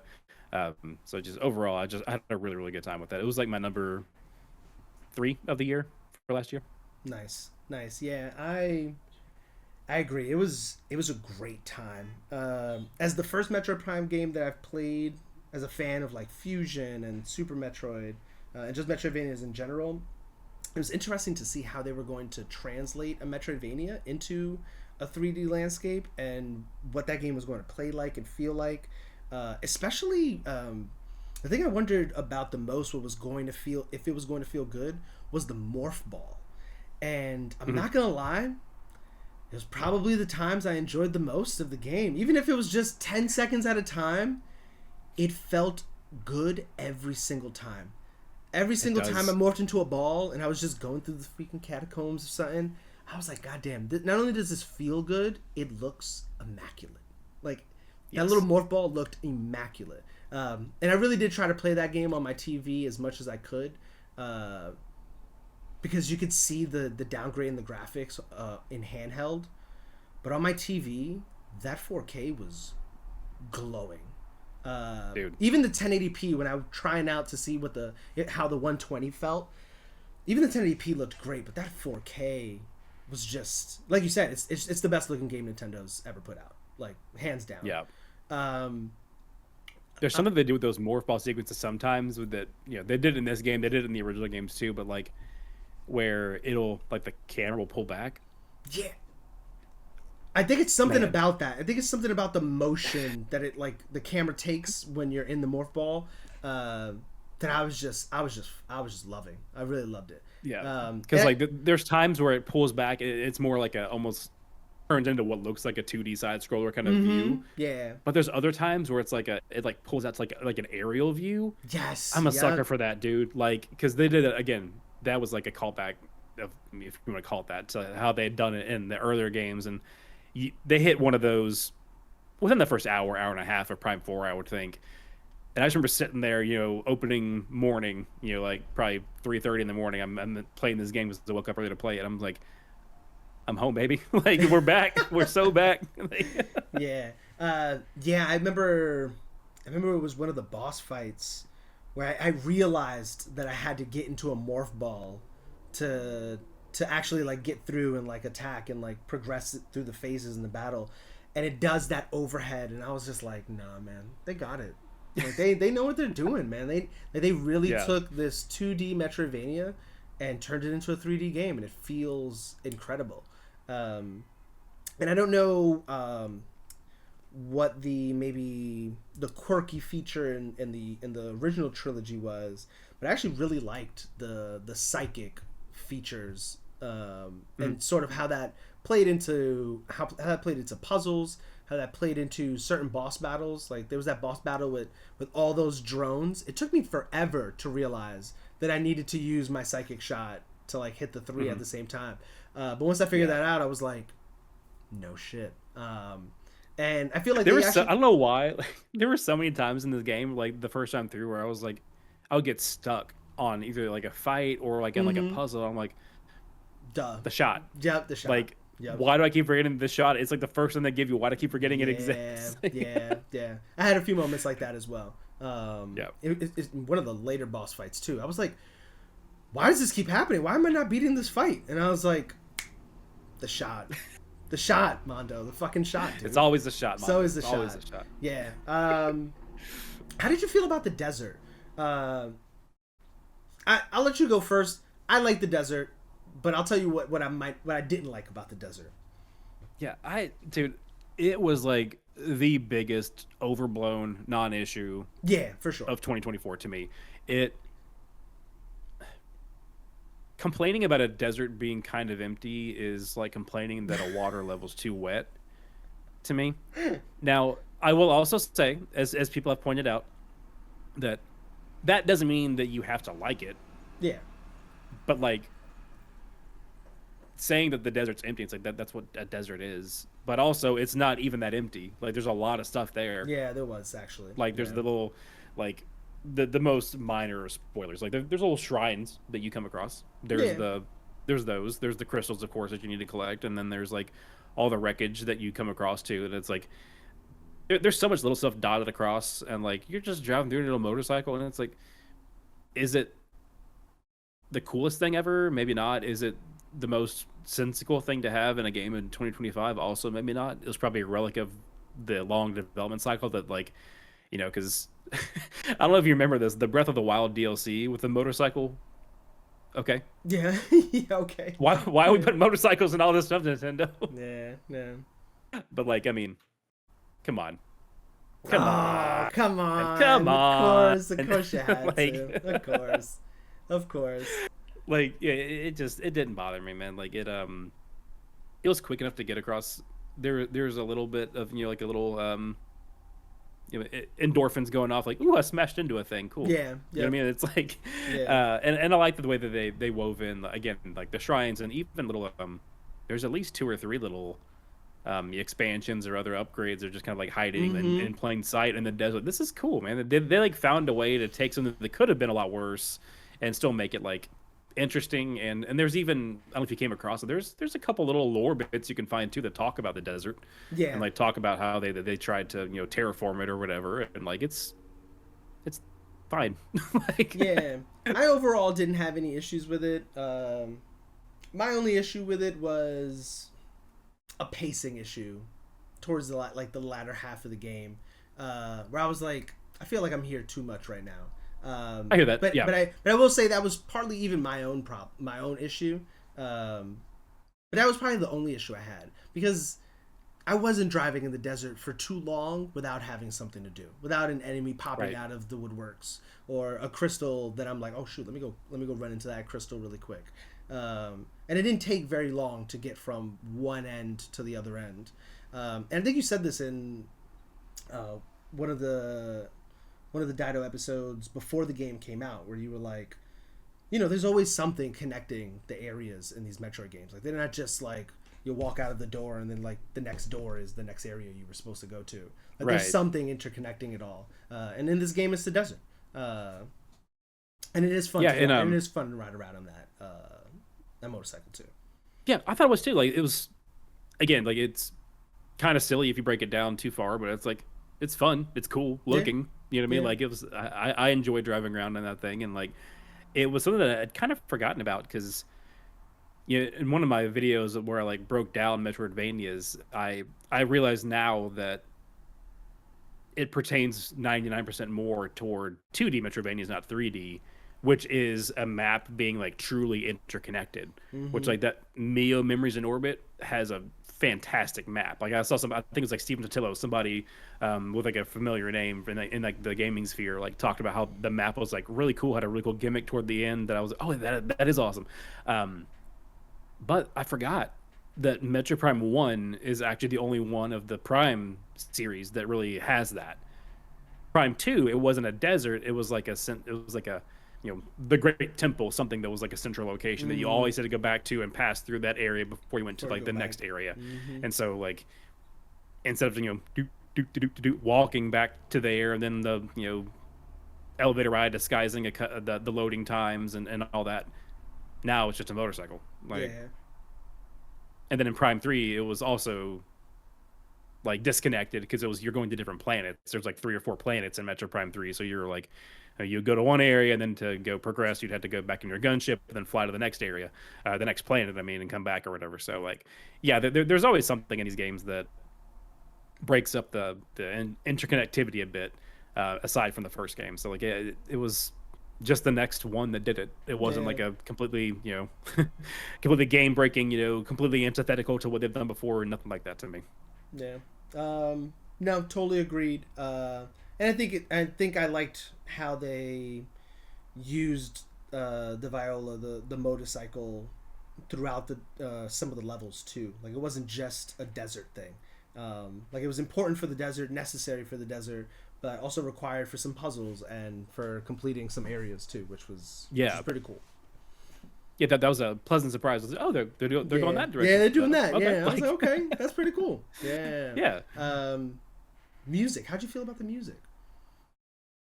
Loved it, dude. Like, there was, generally speaking, the Metro games have some just straight up bangers, and I loved like the music that they had from the trailers, which of course was the main theme for like the first area you get to. But there's a couple of times, I'm sure you remember, where like they do some like needle drop moments. Yeah. And I was like, every time they did it, I like hopped off.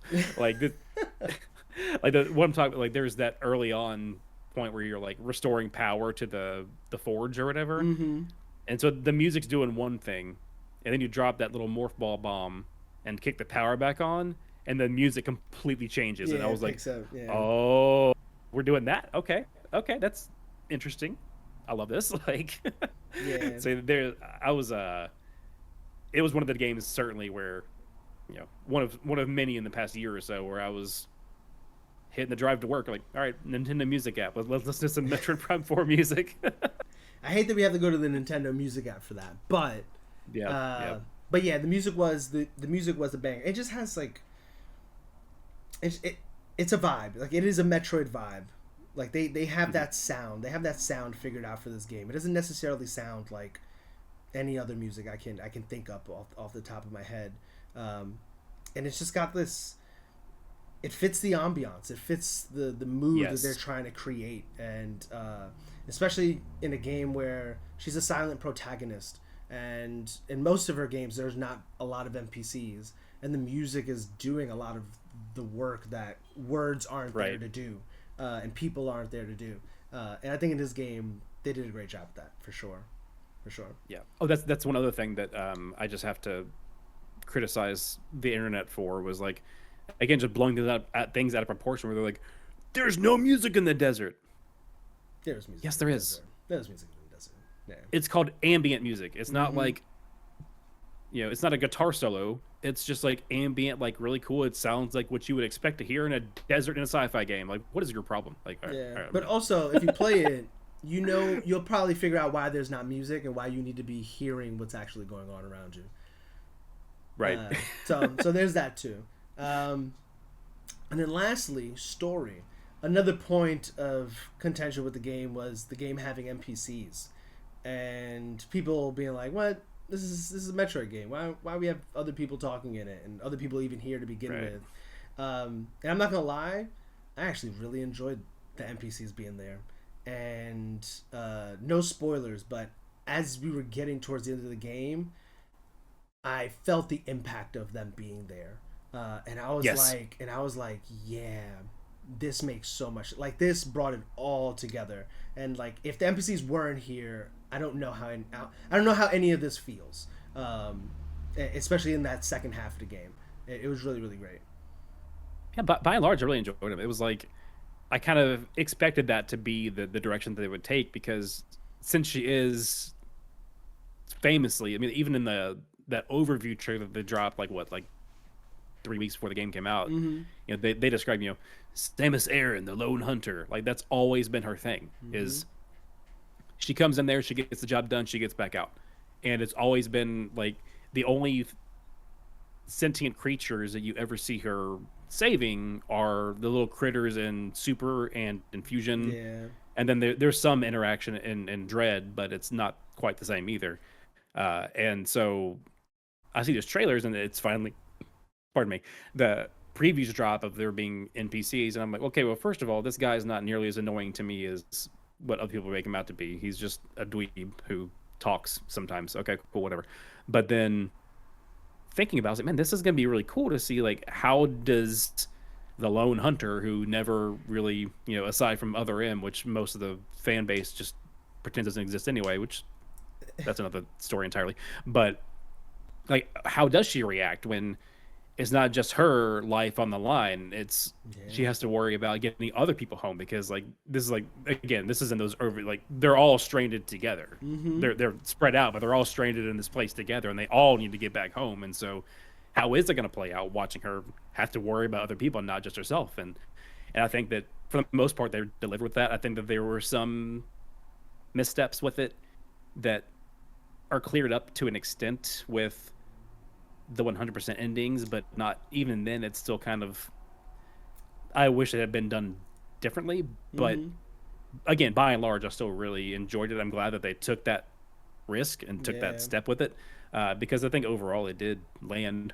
There's some really cool moments that wouldn't have happened without a squad being in there. So yeah. I'm sure you know what level I'm talking about, but all throughout that level, I was like, oh my god, oh my god, yeah, okay, oh my god, like they're really doing this, and it was beginning to hit, like it was beginning to like I didn't realize, but I'd built intimacy with these characters, like like they're here, and it's kind of crazy. It was awesome, and I'm not sure what this game would have looked like without it, without the NPCs, for sure. yeah. Like there's like a couple times where Miles was like making me laugh out loud, dude. He would just like say that like the Well, it's ridiculous thing. like I think it's pretty early on. He like introduces Samus to like a completely broken down mech. He's like, "Oh yeah, this is Samus." Yeah, yeah, All right, like, yeah. but also this is kind of a slight tangent, but like again, I don't want to spoil what goes down in this level, but I think it's like the second level you get to, the one with the sniper guy. Yep, yeah. Did you also get some massive Mass Effect 2 vibes from that whole region? Oh, Or was it 100%. 100%. Dude, Yeah. I was like, oh, they're doing this. Yeah, Like they're I doing kind of this. I saw like I made some connections from previews and like trailers and stuff. I was like, I wonder if this is gonna be the case. And then you get to that level and I was like, oh, it's the case. It's the case. And the way that Yeah. they did it was, I liked it a lot. I liked Yeah. that a lot. And it was, man, like that region and the one that you were just hinting at just now, there was some serious, like very tense, very Tense moments. Yeah. like very creepy vibes, and I was so here for it, man. Like, Yeah. And not like difficulties said we need to get into the weeds of, but the game was had its moments where I was like, oh, I really got to try right now. Like this is not easy. lock in, Yeah, lock in, lock yeah. in. Get into my gamer position, elbows on my Oh, knees. here we go. Yeah. The game definitely had a few moments like that, where I felt not just the pressure of like having to beat it, but again against the story too of like, nah, I need to do this.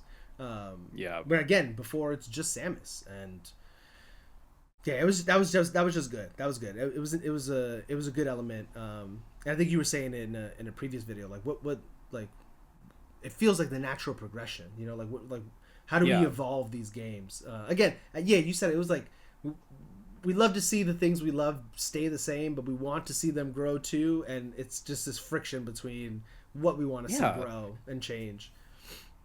And like it's so funny because this is actually an instance where I completely understand why the internet did this, and so they're not, you know, I ain't mad about it.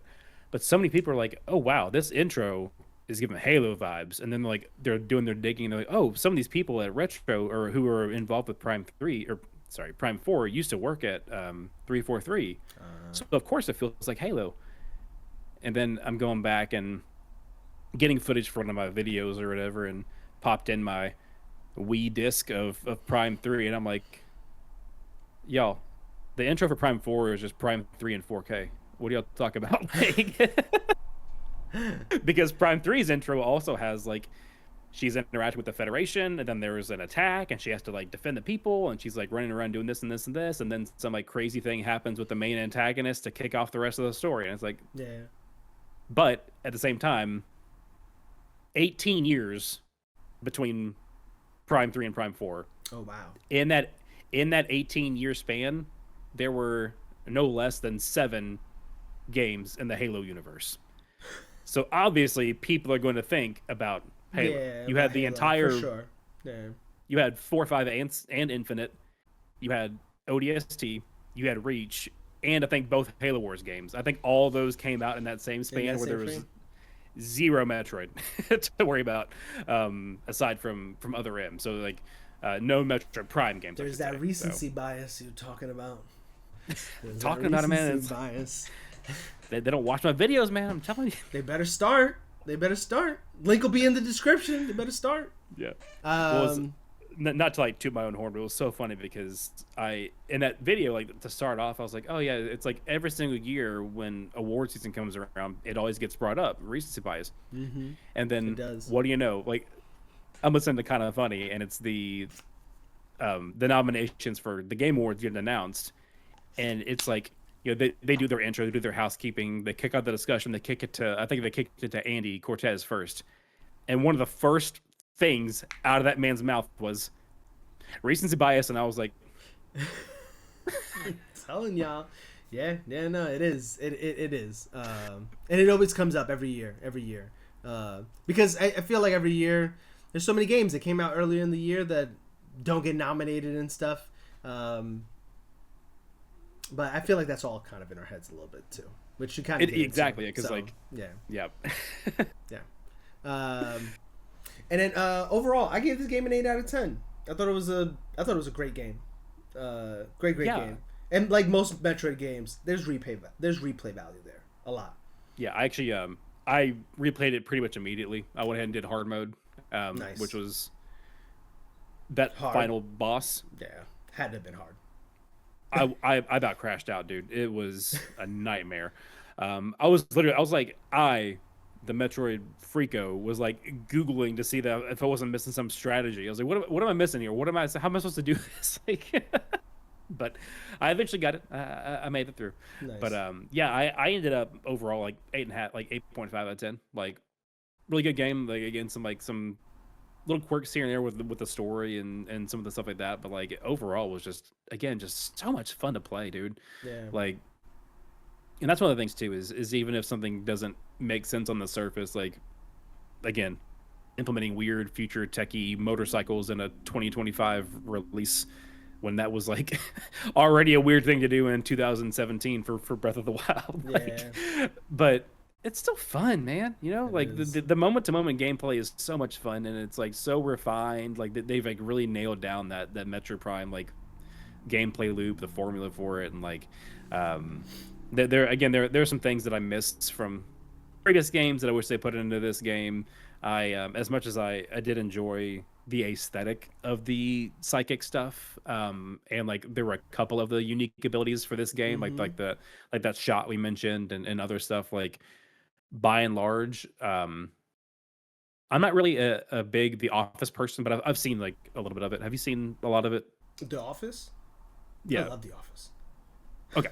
So you may recall, I think it was a party for, I forget who was supposed to be for, but they like changed their mind at the last minute to have a party for Oscar, who of course is Mm. Hispanic. Yeah, And yeah, so they just take all the 2 liters of lemonade and just put a tilde over the end to make it say like lemonade. yeah. That's kind of what they did for the psychic powers of this game. It's like, oh, here's all the Okay. powers you've already had in Metroid Prime 1, but it says psychic in front of it, so we're cool. Yeah, so we're cool. Like, Yeah, and like not all of them were used to like a degree that would have made it really worth that additional I moniker. feel that. Yeah, But again, like it didn't ruin the experience. It was just something that like, oh, that was didn't quite stick the landing on that aspect of it. But otherwise, just yeah, a lot of fun. I think I'm like probably close to halfway through my third playthrough actually right now. So, nice.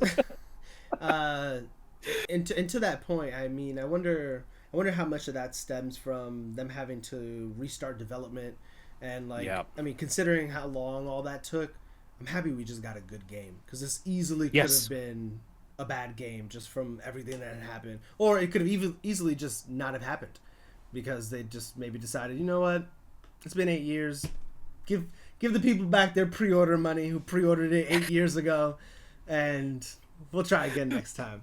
No, dude, 1,000%. Like, there's actually, I can't remember. This is gonna be like, it's one of those things. Oh, a great story, Jordan, because I forget the outlet and I forget the interviewee. But somebody from either Retro or Nintendo proper was like giving an interview. I think it's like a Japanese language publication, but essentially said like, yeah, there were some aspects of it that were carried over and that we couldn't really risk restarting development again, and so like there were things that stuck with the entire development cycle that by the time the game was actually coming out were already like not really of the times anymore. Yeah, But we had to finish what we started yeah, because exactly. we had something to work with, and we wanted to get the game out and whatever else. And so I read that, I was like, that makes so much sense. Yeah, Like, so I'm excited to see, like, because again, no spoilers, like most games these days, there are hints of what can happen next, or like the story's not done yet. yeah, And I'm excited to see what Retro can do when they have it from the start. yeah, yeah, yeah, yeah. With full focus on that. Yeah, Yeah. I am very much looking forward to the next Metroid game too. I really, really am. I want to go through these gaming news as quick hitters so we can get to our fatherly gaming conversation. This is the Yes. one thing I want to talk about. So yeah, gaming news, super light. Do you have it? Have you gotten to talk about the Xbox Developer Direct? Do you have any high level thoughts on that? I wasn't on the DIDO episode where they talked about it, but yeah, overall it was pretty good presentation. I don't have an Xbox anymore, but of course I have a PC, so I can pick up these games. So you have And an like, Xbox. baby, at this point, everything's an Xbox, bro. But man, Fable's looking pretty good, man, and I had some fun. I didn't play like a ton of it, but I had a lot of fun with some Forza Horizon 5.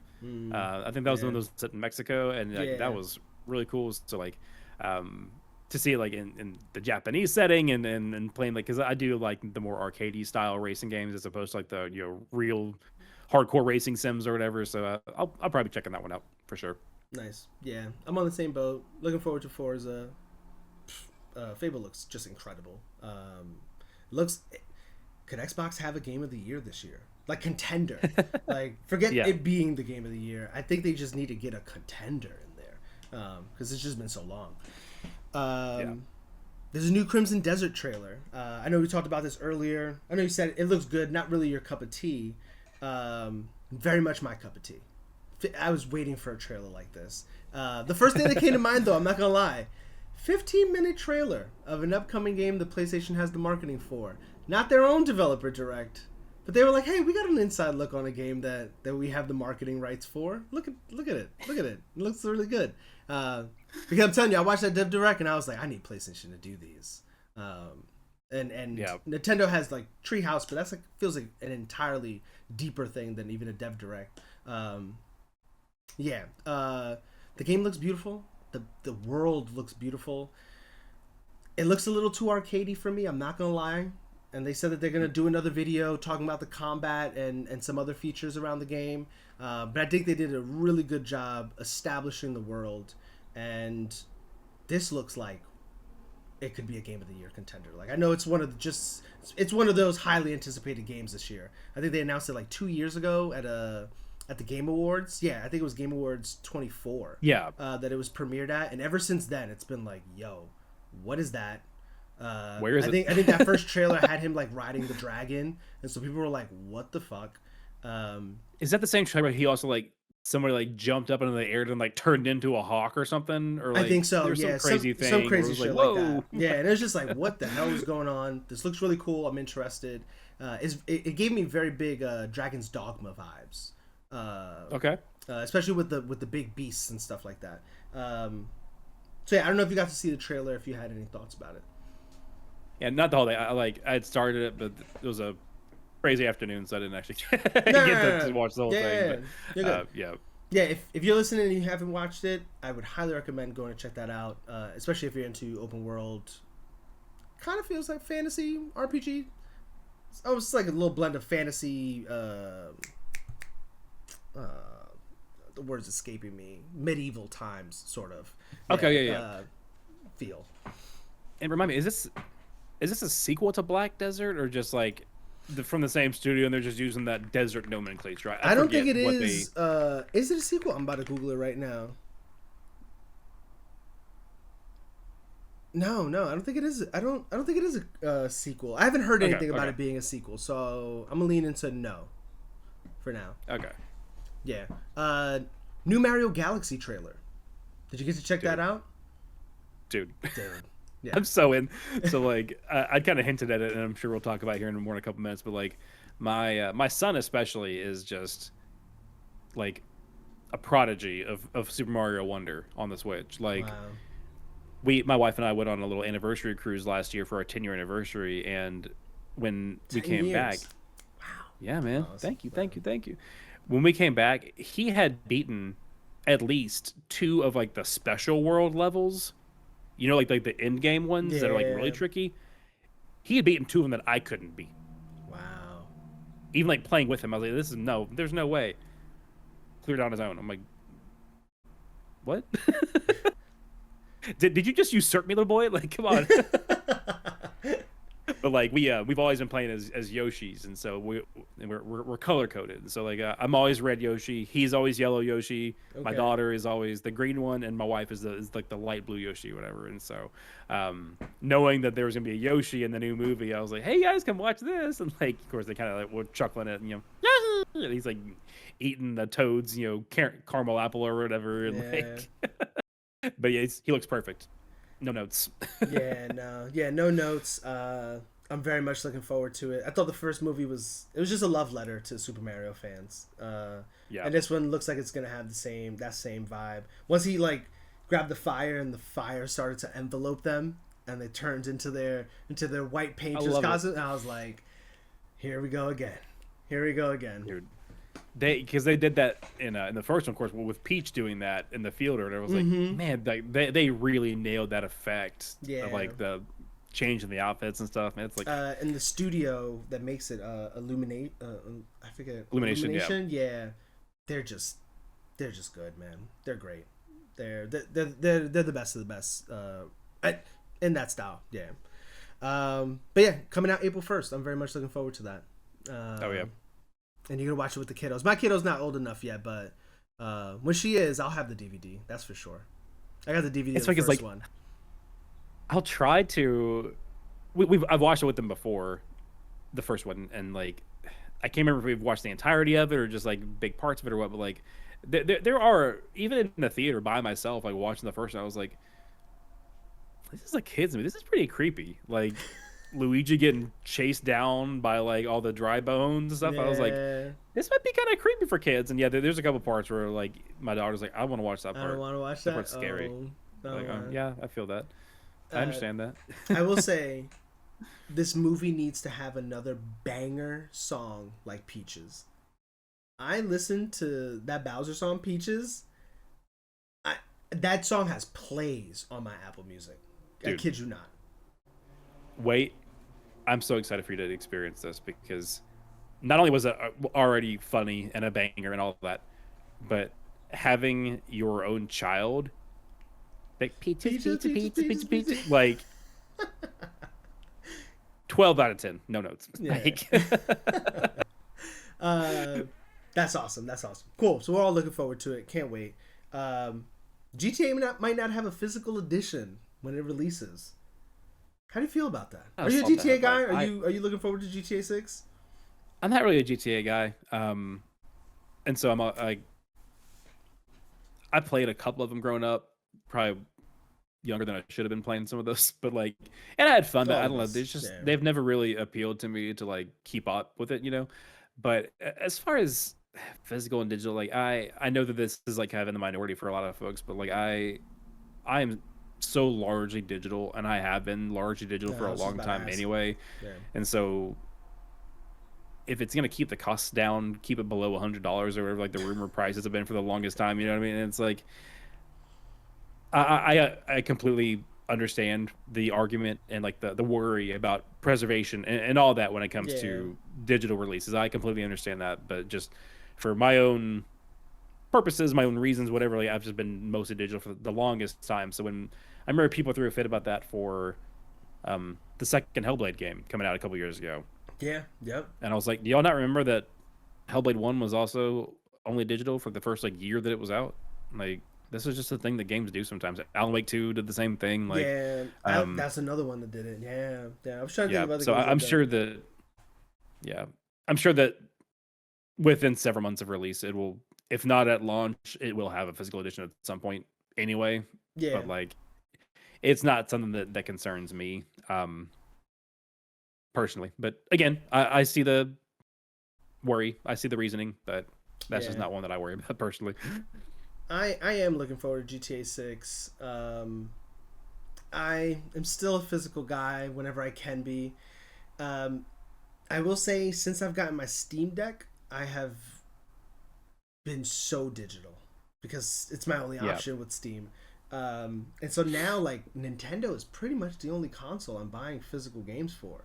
And my PS5, but for PS5 exclusives only. And yeah, I don't know how I feel. I'd read the news and I read the rumor and I was like, I'm not gonna wait to buy it, but I really want a physical copy. So am I really gonna buy it twice and then buy it a third time when it comes out on PC like a year later? I'm not sure about all that. So I just think I'm not gonna get this game physically, which is what it is. And it's a sign of the times, because if GTA 6 does a digital release, no physical, it pretty much opens the floodgates for everybody else to be like, well, that's it. Physical games are done, and like we'll just move it on. And here's the thing. Sorry, I'll let you go, but here's my thing. Okay.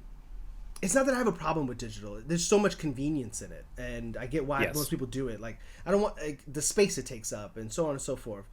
I just want true ownership of my game. Like, if I buy it, I want to own it. Like, I want to own that, and I just feel like us as gamers, we just need to start advocating for that. Like, we need to go call our Congress people and be like, yo, why am I spending $100 on a digital product that one day can be taken from me?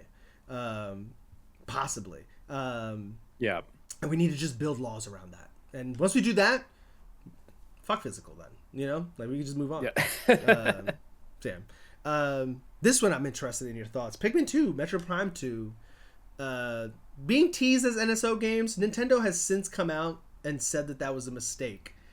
But I was actually surprised that we didn't get remasters of 2 and 3 before we got Right. 4, especially following the remaster of the first game. How did that leave you feeling? And like, where does that leave you in the thought of like, how do Metroid Prime 2 and 3 make their way to the Switch? Because I gotta imagine that they're gonna make their way to the Switch. Yeah, it's one of those things that has been rumored to be in existence for a long time, Mm-hmm. along with the remaster of the first one, which of course eventually did release. And so I'm still inclined to believe that they're out there somewhere. I think it was either Jeff Grubb or somebody else that, is in the know, who was saying that the ones for 2 and 3 were not touched up and reworked to the same degree as the remaster, but that they were, punched up a little bit, probably, upscaled a bit and would be releasing.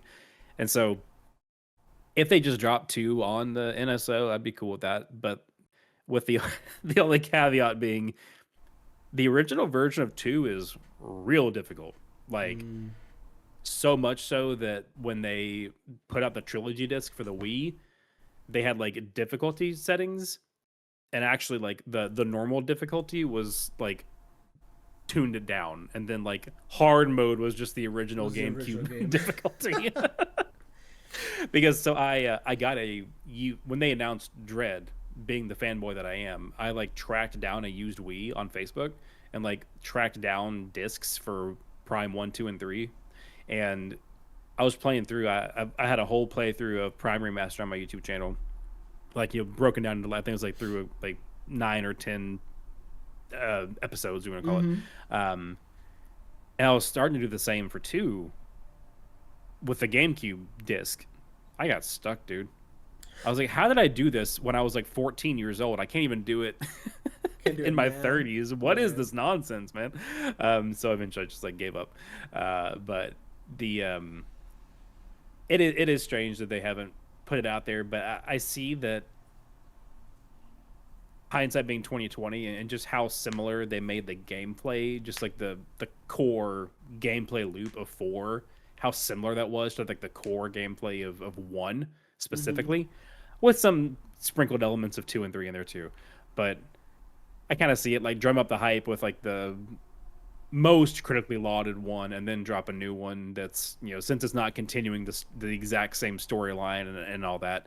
But I really hope they still drop 2 and 3, because they're bangers too. And Yeah. we deserve it. We the gamers Deserve it.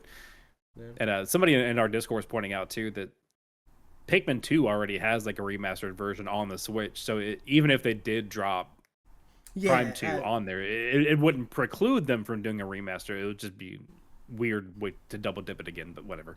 Yeah. So No, for sure. I mean, you saying that, it does make sense with 1, 4, then do 2 and 3, sort of just to build a little anticipation, build a little hype, and just build into sort of releasing those. Um, that's interesting. That's interesting. I wouldn't be surprised about an NSO release. I mean, they put Wind Waker on NSO, and I thought that they were yeah, just gonna like remake that, or not even remake it, but like port the Wii U version, and they ended up not doing that. It's yep. Nintendo weird decisions. They do whatever Yep. they want to do. Uh, They really do, man. Tamagotchi Life. Have you played this game? Are you into this? I have not played it, but I caught part of the direct. And Okay. it's cutesy. I mean, Yeah, yeah. I was like, okay, sort of like a me Animal Crossing sort of thing. Like, not really, but really. I don't know too much about it, but I was wondering if you had any thoughts on it. That's why I I had it want on to the say that list. I want to say the first one was on the DS or the 3DS. It was like Probably. weirdly popular, like wildly popular in like certain areas of the world. Um, and so when they announced this, people were popping off because it was I mean, it got its own like a direct. I was like, really? It's like that? right. I guess it is like that. Yeah. I mean, kudos to Nintendo. They actually like give you the option in this game to be non-binary, to be able to romance Oh, whoever you that's want to, because awesome. that was like a big controversy for the first one. Was like, again, 3DS era was not that long ago, but they Mm-hmm. like did not include like same-sex relationships and stuff like that, and the people were kind of like, come on, y'all, like what's up with this? And so yeah, it's cool that they're including being more inclusive. Nice. All for it. Yeah, yeah. looks kind of cool. I love the Mii's from the Wii days, and so I thought it was cool that they had their own game like this. I didn't have a 3DS, and that's probably why I didn't even know this existed. Yeah. And so they got a Nintendo Direct, but apparently there's a rumored Nintendo Direct for February, which I feel like kind of falls in line with when they like to do a early year Nintendo Direct. Yeah. Do you have any predictions or anything you'd like to see? Anything you want to see? Because this kind of, I feel like this is the one that lays out the year a little bit, especially the first half of the year. So I had assumed that they'd be announcing some NSO expansions like Prime 2 and Pikmin 2 after that leak happened, and then it's weird because I think just maybe earlier today there was some more information where somebody like asked Nate the Hate about it, and he confirmed that they had actually been hearing more information. There's gonna be one of those like partner directs that they call it, where it's more third party focused. And something that I really wanted when they were first announcing Switch 2 lineups and stuff, and then forgotten about because life is insane. Somebody brought up again this week. What if we get an Expedition 33 port, bro? I mean, it has to come. No, like the game can definitely run on a Switch 2. I'm not trying to hear it. Yes. And this is like the audience it's a French RPG, but it plays like a JRPG, and it's one of the greatest games of all time. Like, you gotta port that to the Switch. They have to. Like, I would understand why they wouldn't have announced it yet, or like even had it in the works quite yet, because it released in April from an indie. Like, it's their first release, and I hear that some of those dev kits for Switch 2 I was gonna say they didn't have a dev kit for sure. Yeah. It can run Cyberpunk. It can run Final Fantasy VII Remake. It can run Prime 4. It can run so many more things. People want to act like it's a Game Boy. It's not a Game Boy, y'all. No, it's not. It's not. Not the Switch 2, man. Not the Switch 2. It's a powerhouse. Yeah, Switch 1 I can see, but Switch 2 is a powerhouse of a portable console. That'd be really cool. I would, again, like we talked about earlier, I would love to see them port other. Not that I want to see only ports, but like it'd be cool to get like a Metroid Fantasio as well. Like some of these other bigger games. That's another one. That would really thrive on this system. So and again, just bring more people to the ecosystem. Yeah. Not that they need any help, because it was selling hotcakes, but Yeah. I totally agree. A game that I am surprised hasn't made its way. Not surprised, because it's only going to run on a Switch 2. Is I think Baldur's Gate 3 comes out on Switch 2. Ooh. Baldur's Gate 3 is verified for the Steam Deck. That game runs on a Steam Deck. Like, it doesn't look amazing and all that, but it runs, and I can see it. If Cyberpunk runs on a Switch 2, Baldur's Gate 3 can run on a Switch 2. For sure. And aside from that, I'm trying to figure out what classic games are gonna get a collection for the Switch for Switch 2. What's the next big collection that they bring over? And then I was mentioning this with Patrick last week on Spotlight, or earlier this week on Spotlight, but I'm really surprised that Xbox hasn't put any games on the Switch 2. And it could be they didn't have the dev kit, and so like they just haven't been able to do that. But I'm surprised that they haven't, with this whole, that they're putting games everywhere, and they have a bunch of games that I feel like would play on a Switch 2 easily, but would do well there. For sure. I mean, like even the game like South of Midnight or something from last year would be like a really good fit for Switch 2. You mentioned bringing up old collections, and we just talked about 3DS stuff. What they need to do, it would be great to do this year because they have the new Fire Emblem coming out anyway, is to bring like a 3DS collection of the Fire Emblem games. Because like the first one I ever played was Awakening on 3DS, and it remains one of my favorite ones too. Like, it's just, Lucina is like my main on Smash Bros, dude. Like she's the homie. She's a fantastic character, like, and a cool character. Like, on top of that, like, just her whole story is fantastic. And like there was that one. There was The one that I didn't really like that much, honestly, was like Fire Emblem Fates, where they did like the whole Pokemon thing, where there was like two different ones Hmm. that you could get, like depending on which path you chose. Uh, and there was a 3DS remake of an old game called like Fire Emblem Echoes: Shadows of Valentia. Phenomenal. Like they had some like really really awesome Fire Emblem games on the 3DS that like of course 3DS Or shop just has on the been D. closed Yeah, for it's how just long on now? Like 3DS. they're all Yeah. stuck there. So I love that they finally added Path of Radiance for the GameCube because I was playing that through other less black and white means, Yeah. we should Yeah. say, Yeah. Yeah. like a few years back, and really liking what I played of it. So I haven't got around to picking up on online yet, but I will because it's a great series. I'm really excited for what's it called, Fortune's Weave this year. It's kind of like a looks to be in the same. Hard to tell if it's a prequel or a sequel, but it's in the same world, the same like story kind of as Three Three Houses, Houses. which was Yeah. incredible. So Yeah. yeah, I'm playing Three we need Houses some more Fire now. Emblem on there. Oh, Not like first not time. currently because it's not in the current rotation, but it's like a game I'm juggling, going back and forth. It's my first Fire Emblem game. I'm enjoying the hell out of it, and it has It's made me so want to good. go back and play the advanced games, like play the GameCube game because I just saw that on the NSO. I was like, oh shit, it's on it. Okay, and I was like Yeah, on the GameCube. I wonder how that plays. Like that was like the first thing that came to mind, because it it was really seems good. It like was some of good. the Fire Emblem games aren't just like Three Houses. Like they are a little different and unique in their own ways. Some of the titles, because So three Engage isn't necessarily like Three Houses. in some ways. So Three Houses is the first one that kind of did that pseudo persona thing of like you're having your whole week laid out, and like each day Mm-hmm. you have like certain like the other prior games weren't like that at all. Okay. There's a little bit of that in Engage. Three Houses, the story being told in Three Houses is like It's phenomenal. great The so far. story, Yeah. the story being told in Engage is like Cocomelon level. Ugh. Um, if we're talking like Breaking Bad is Three Houses, we're talking Cocomelon for Engage. Yeah. But the gameplay of Engage Is was great. incredible. Okay. Like using the emblem rings to like kind of summon slash almost like merge with the prior characters of yore and whatever. Like really really cool mechanics within the actual tactics gameplay, Yeah. but the characters were like insufferable, and But that which doesn't was help. like which was a huge step down because the characters in Three Houses are so Are complex. so good, man. So good.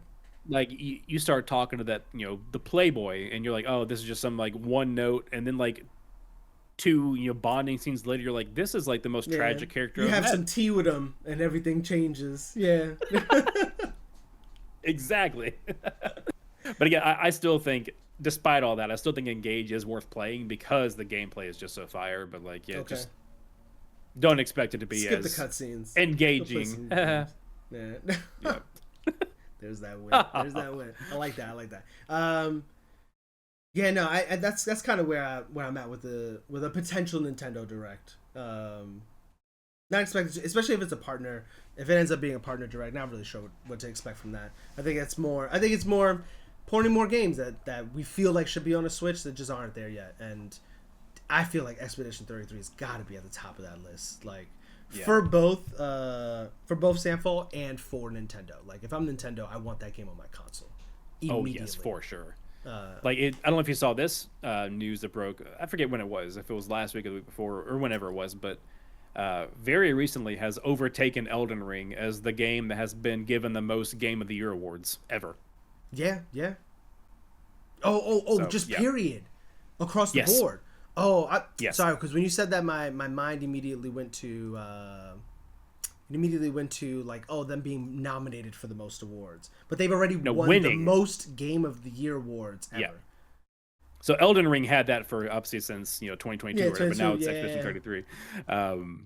And like I remember talking on DIDO with like understandably some people being a little bit frustrated with like why did they take like an entire 10 minutes out or 15 however long it was out of the Switch 2 reveal, like the really big 2 hour whatever presentation, like why did they take so long out of that to be like, oh look, here's an old game, and it's like, look, the original Switch had like like, I mean, you would see Tumbleweed rolling through, trying Yeah, to see what like the third party support was at launch for the Switch One, yeah, and like, so this is their way of saying like, not only do we have the third party support, but we also have like the power to back it up, and yeah, so I understand why they would want to like, if the leaks are true that this is a partner direct, I get it, because they're trying to just reestablish like, hey, we told you this last year, but let me just remind you here while the year is young and you're just fresh off your holidays and getting the new console, let's remind you that this can do what you don't think it can do. yeah, one This hundred is that percent. system, Yeah, and here's how. So yeah, because and that's a really good point because uh, I was looking at my like 2025 year in review with my Switch, and I played no Switch games in the first half of the year, and then once I got my Switch 2, I played like 100 and something hours for through the rest of the yeah, year, and it's just because I actually enjoy using my Switch 2. You know, I enjoy the yeah. experience of playing the games on it. I wonder how many other people feel that way. Yeah, this actually may serve a pretty nice transition for you. But my year in review is hilarious because I think there was 3 months out of 12 that were the exception, but the rest of them were, it breaks it down like most played game per month or whatever. Oh, I know. Mario Wonder, Mario Mario Wonder, Wonder. Mario Wonder, Mario Wonder, Mario Wonder, Mario. Do you want to guess how many hours these kids put into that game last year? North of 250. Way north of 250. Way north of 250. Wow. 600? I was 645. about to say, wow. Jeez. Yep. Wow. I will say, it's the 2D Mario of the time. Like, yeah, it is because it's the new 2D Mario, but it's just so good.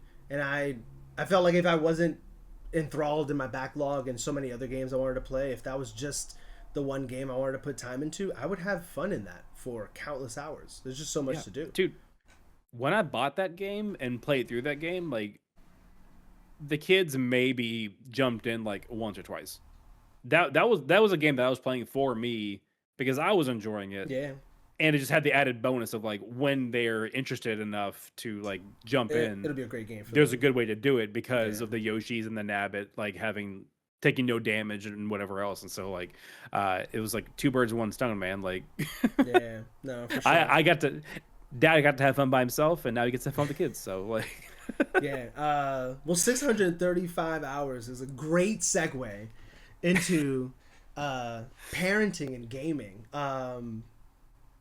Uh, I think we started talking more regularly on like Instagram, like maybe about a year and a half ago, and I feel that like sounds some about right. of what we talk about the most on Instagram is like our kids. Like you comment on like stories with my kid and vice versa, and like you sharing stuff, I'm sharing stuff, and I feel like us being parent gamers is somewhere where we have found mutual ground, and I thought it'd be a really good, interesting conversation to get perspectives on what it is to be a gamer and transition into parenting and Yeah, transition man. through your children growing up and whether they become gamers and um, especially I don't know if it was the same for you, but when I was a kid, everybody told me video games were going to get me nowhere. Uh, it was eventually going to be a hobby that I would stop interacting with. I was going to grow up. I was going to grow out of games. But I'm now 35 years old and I still love video games. And I have a kid now. And I do sometimes wonder, like, it's not something I want to impose on her. Like, I don't want to make her into a gamer. Like, if she takes to it, she takes to it. If she doesn't take to it, then cool, she doesn't take to it. Um, Yeah. but you're in a little deeper than I am. My baby's almost 11 months old, and you've got two of them. You got two beautiful little children. Thank you, thank you. And I want to go through a few things, right? Like just our experiences. I don't have a lot, but I do have experience to talk about. Yeah. Are are we or were we ever interested in making our kids gamers? And then like the surprises and the challenges that have come from being a gamer and transitioning into fatherhood, having less time, having to be attentive to the kids, and so on and so forth. Um, what's been your experience as a gamer dad? Yeah, man. Like, it was so funny speaking of the Switch in review because as you all may know, if you did it this year, they were able to look back at previous Previous years, years, yeah. and it Yep. was it was so cute for me being able to see that because my son was born in December of 2018, and so my January of 2019 most played game of that month for the year was Let's Go Pikachu. And, or so, yeah, Pokemon Let's Go Pikachu, and that like tickled me because what a beautiful like remaster, remakester, whatever you're gonna call it. Like, Yeah. I think that game does not get enough love. I think that was like a beautiful reimagining. Like, yeah, maybe people just missed that they. No, that's not the topic. Parenting. No, no, no, I you have good. You distinct. good. I have distinct memories of if you never played these games, folks listening at home.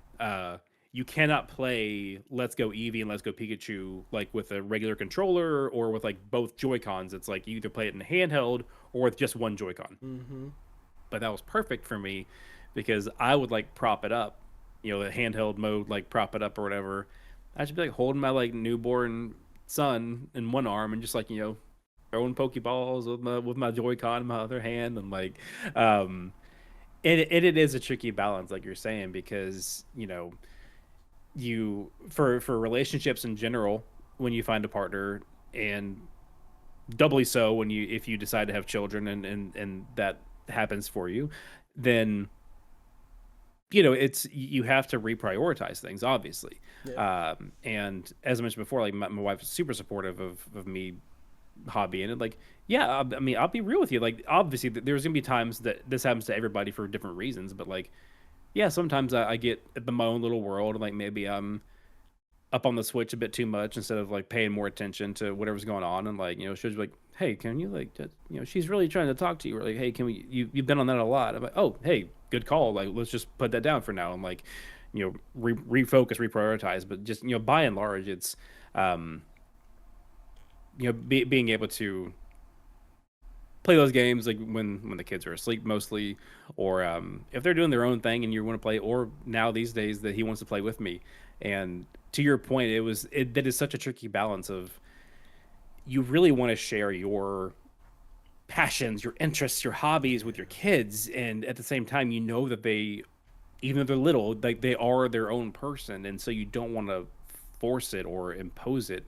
And I don't know, for me it was just kind of a matter of with games that were age appropriate, like, oh hey, look, isn't this funny? Like, do you want to try it and whatever else? And um, it was so funny because when my son was real little, he would he would think it was the funniest thing to like hold the controller and press the A button on Animal Crossing because it would like bounce a ball because he just loved balls at that age and just like think hey have a video of him just like pressing the A button just giggling because it was boing boing boing bounces ball up and down on my island.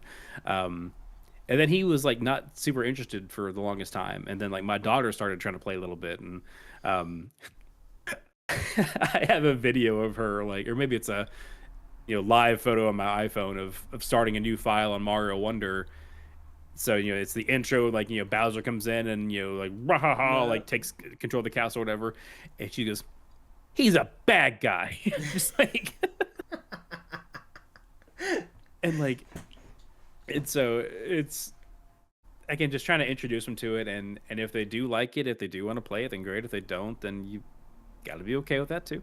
Yeah. And it's so hard because sometimes you will assume or like in your head maybe you'll think that it's fine, it's appropriate, but maybe your partner doesn't, and they make a good point of Mm-hmm. like oh actually like I know it's not bloody but this does involve guns and let's not play a bunch of gun games with the kids there. I'm like hey look at you making really good points about parenting. Look at somebody being the adult in the room. Right. Sucks. I want to be an adult. Um, and so yeah, that's I remember there was one time where I was playing Star Wars Outlaws again, like not a bloody game whatsoever. Um, and I was at a section where I was just kind of run. I think I was like at an Imperial base, and like I was just zooming in on like you can zoom in with the little whatever fancy sci-fi word they use for the binoculars in that world, and then you like tag the enemy so you know who to look out for or whatever.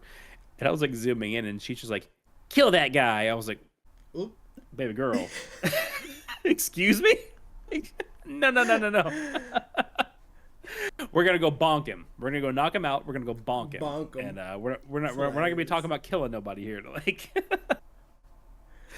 but yeah, it's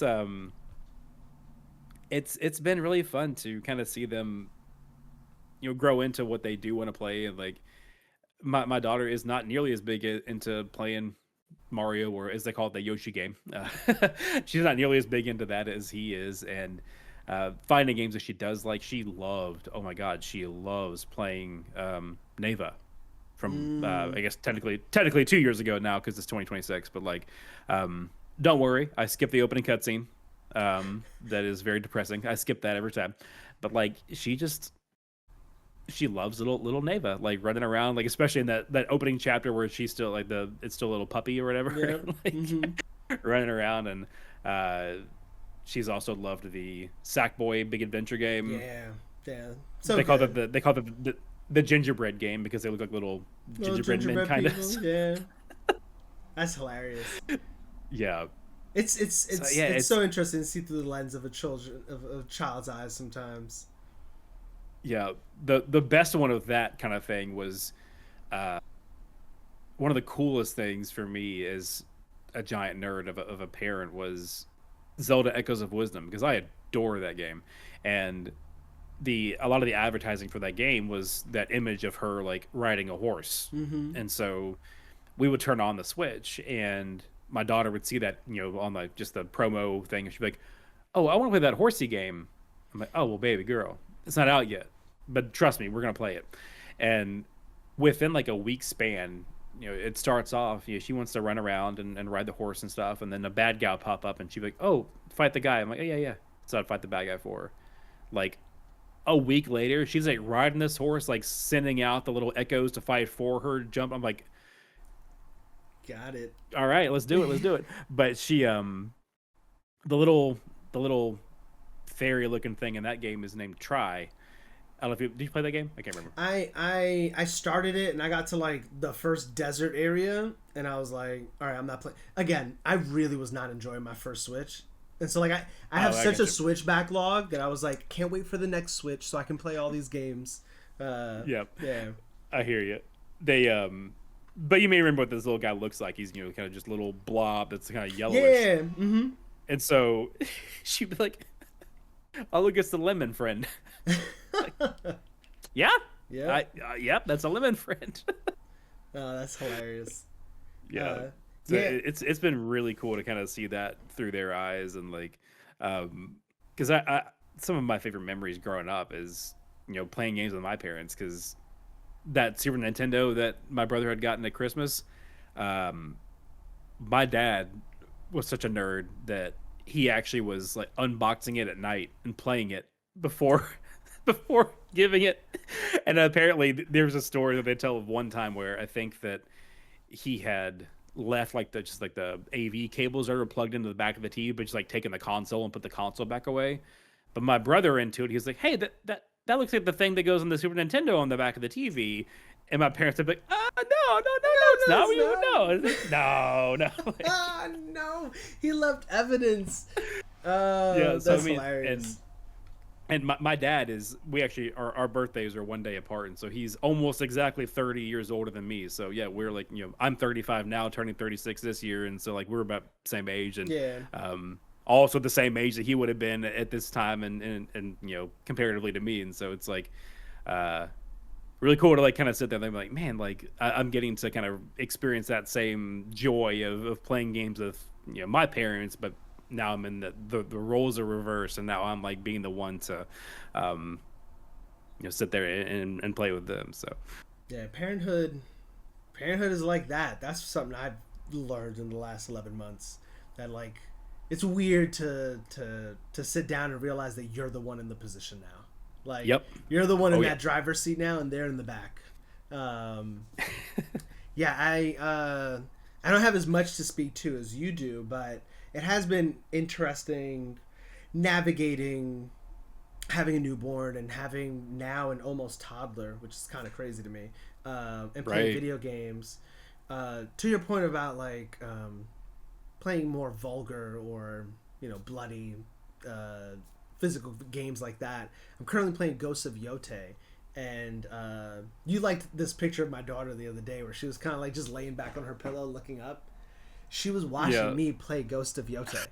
And the entire time I play, if I'm playing this and she's in the living room, the whole time I'm playing, I'm like, I need to like silently kill these people, because I can't have her continue watching me get into these one-on-one bloody to the death samurai battles. And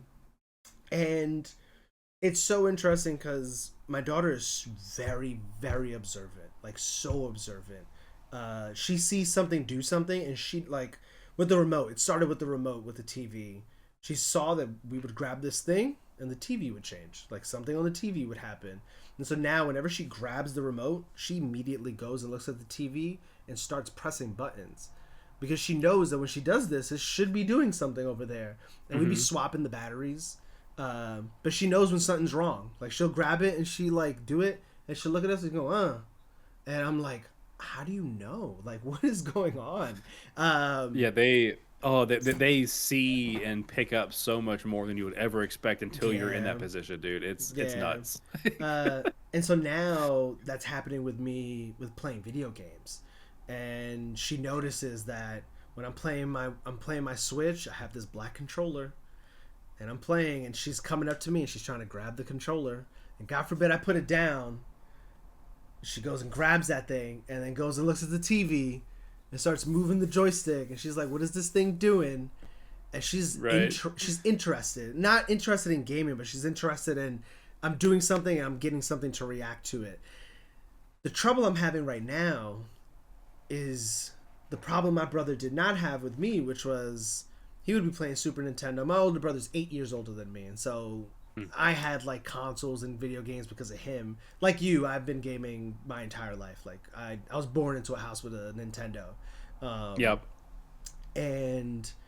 But when I was growing up and I wanted to be interested, I was the, hey, give me this control. What does this thing do? He would pass me an unplugged controller. And now classic. And now I'm at a point where I feel like I need to go and buy a secondary Pro Controller for myself. Let me just go get a Pro Controller 2, right? A new Pro Controller. And then let this Pro Controller die. And then I can give it to her because it won't do anything. Good luck with that, man. Those Pro Controllers will outlast the sun. Those batteries are nuts. Forever. I cannot get that thing to die. Don't get me wrong, I'm not complaining. Because my PS5 controller dies all the time. Right. But I can't give I think I've charged my Switch 2 Pro Controller. I think I've charged it like 3 times. Wow, that's crazy. Yeah, it's nuts. And so I'm having the struggle of I can't necessarily play games around her right now anymore because I can't focus on the game anymore, because either she wants to be part of it in a way that I can't have her engage with it in a meaningful way, or I just need to be attentive to her, like sometimes she wants to play with me, and we're not going to play video games together. Or sometimes I just have to be attentive as a father and just make sure that I'm not getting lost in the game. Because that has happened to me one time. Where like I was playing something and I look up and I was like, where the hell is she? And this is like when she started like crawling, and I was like, where the fuck is she? And I had to get up and I was like, oh my God, you're just right there. And I think I'm beginning to enter the phase of parenthood where people were like, yeah, you're not going to have that much time to game anymore. Because when she was first born, I had so much time to game. Right, she ain't like, doing nothing. In that newborn stage, all she did was sleep. Right. I did the fatherly duty of, she was sleeping in the same room as my wife and I, but my wife was just so sensitive to any sound she made that she would wake up all the time. Even if the baby wasn't waking up, she would wake up. And so I made it my duty that like, all right, cool, I'm gonna go to sleep a little earlier, like early in the evening. That way when you're ready to go to sleep, I'll wake up and I'll take her to the living room and I'll be in the living room with her so you can sleep. And God, Jordan, I got so much gaming time in while she was just sleeping in her crib. And Right. I'd be Mass Effect 2. Yeah, I'd be Mass Effect 2 like that. And I'm now, I feel like getting into that phase that people always talk about of like, hey, I'm not going to have that much time to game anymore. You got to be attentive. You got to be present. You got to be a father. And to your point, like my wife bringing it up too, right? Like I'll be in the living room, I'll be playing. My wife is on the couch with me, and she's like in the corner playing. And depending on how she's reacting, whether if maybe she's looking at us for attention, my wife will nudge me and be like, "Hey, like, you should go play with her." And I'm like, you know what? Yes, you're right. You're right. I already played 40 hours of video games this week. You're right. Yeah, and I'm so glad that we're talking about that, because like let's just own it, man. Like we're only human. Like we, your interests don't disappear. Again, like whether that's getting into a relationship with a partner or having children, like your interests don't go away, and it's that communication is so important. Of like, it can be a two-way street. Like, oh hey babe, like she was asking for you, but you had your podcast on, or like, oh hey Jordan, like he was asking for you, but like you just kept looking at your Switch. Like let's try to be better. Let's try to put our phones away. Let's try to like make sure to set some time aside this week to all like watch a movie together, or like all go to the park, or whatever it is. But just the important thing is being receptive to that communication and not fighting it. Like obviously nothing is more important in my life than my family is. So like like 100%. as much as I'm enjoying some Final Fantasy VII remake, if I'm sitting there playing that and it's at the expense of my daughter's been wanting to play a board game with you for the past hour, but I got sidetracked, and here I am like an hour later, and now she's upset because I never play with her, as kids like to exaggerate, then like just always be willing to make that pivot, because that's what's important, and it's still going to be there when they're asleep. Amen. Yeah. And like it's so funny because my buddy Eric, who's Mr. the Human everywhere, and he's part of the Content Build podcast that we talked about Metroid Prime recently, and he would always joke about me being an alien, because it always seemed like I would play so many games throughout the year, and the honest truth is just like, even aside from like having a portable console to be able to play it in sporadic little moments, is that like my main hobby is games. Like some people read books and like go out to the movies, and they have like these thriving social lives and whatever else. But it's like, as a parent with 2 kids and a full-time job, and like my wife and I, we talked about this earlier, like my wife and I try to trade off at least one night a week where it's like, hey, you go do whatever you want to do, whether that's like, if you have actual plans, you just want to get out of the house, and I'll take care of bedtime. And then another night I have my own plans, whether that's DIDO or whether that's going to a movie or whatever it is, and she'll take care of bedtime. And like, when I have those moments, 9 times out of 10, if it's not content related, then it's still a game. It's still a video game. It's not like I'm not reading too many books. I'm not watching too many TV shows or non-Marvel movies these days, it seems like. But I'm just gaming, dude, and like sneaking those hours in whenever I can, and like the hours still exist. Maybe I'm staying up a little bit later than normal because I want to beat the new game or whatever else, but like, you'll still find the time for what you love to do, and it's just all about that balance, and the balance is hard. It always is. It is, especially when you're tired from work and you want to spend that time with the family, but it's like, I'm so exhausted. That day was exhausting. I slept badly. My mental health isn't great this week. Whatever it is, like, just try to find that balance. That's all I can really say. Like, no, that's a really good point. And I, you bring it up, like the portability of like the Switch. For me, the portability of the Steam Deck too. Like, it's just such a big deal for me. Like, I cook mostly at my house, and there's a little downtime when I'm cooking. I'll grab my Switch and I'll put 10-15 minutes in. I take the train to work, and that's like 45 minutes each way. 30 minutes of like solid I'm on the train time without getting on or off. That's a solid hour if you think of both ways, back and forth. I've beat a lot of games that way. And yeah, it is that's finding awesome. Those pockets. Yeah, it has helped a lot. You have no idea. Or you do have ideas, rather.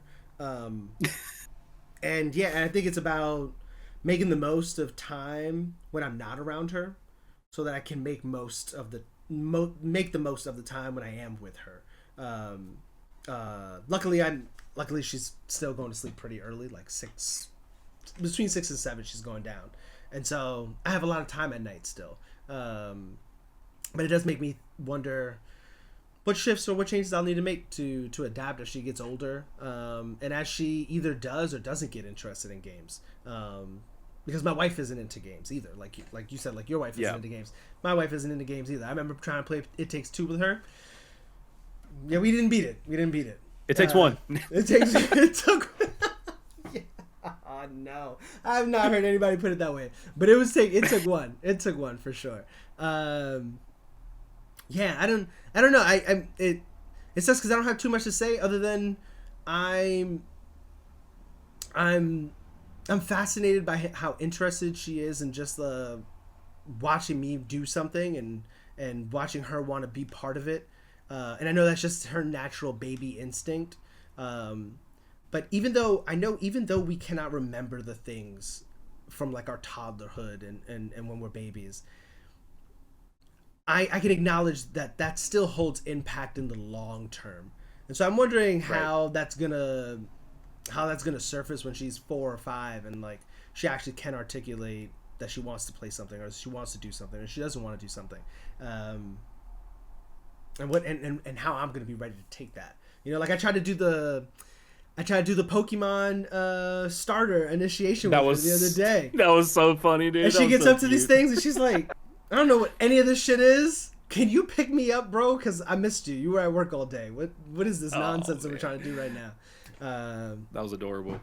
Yeah. That was part of it too. Is like you can find like there's a lot of like Pokemon shows on Netflix and stuff, and so there's at one point like again just like feel it out, and if they fight it then cool, whatever. But like there was a good solid like what's it called? I think it's Pokemon Journeys is the series. Mm-hmm. And there's like 3 or 4 seasons of it, and like I mean me and my daughter watched a solid couple seasons of that, and like because she was like really interested in it, and like the Pikachu and all the other Pokemon there, and she still loves Eevee. I got her like an Eevee like book for her birthday and like all this stuff, and she has the little keychains and whatnot, but so that's one that she'll want to play sometimes, like run around and Let's Go Pikachu or whatever else. And like, I don't know, but again, it's we gotta remember that they're their own person. So if you try to introduce it and they're not vibing, then it's like, all right, well, what do you want? What do you want to do? Like, what does look cool to you? Whether that's a game or something else, like, because yeah, I kind of thought that after a while, like, okay, so maybe my boy doesn't really like the games as much, like now that he's like out of kind of transitioning from toddlerhood into like school age or whatever, there's like some of those ages like really blend together and it's really confusing. People don't realize like, you never know how confusing this shit is until you're in the thick of it. But like eventually something clicked one day, and then he was like all about playing Yoshi game, as they call it, and aka Mario Wonder, and now it's like he's a phenom at it, and like it was so funny. My wife texted me, I think it was yesterday, because again in my area we were hit, not terrible, but we were hit enough by all the winter storms to like where he's been e-learning from like first grade all week, and so like in his little break, he'd been like begging for her to play the game with him. And she was like, yeah, he was begging and begging. And I finally sat down with him to like grab the controller, and all he wanted me to do was just hop on Yoshi's back and let him run around. I was like, yeah, cool. But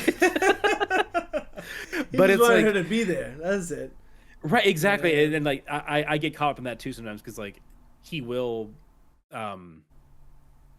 because he's also autistic, and he'll get like really into his like he wants to do things a certain way in these levels.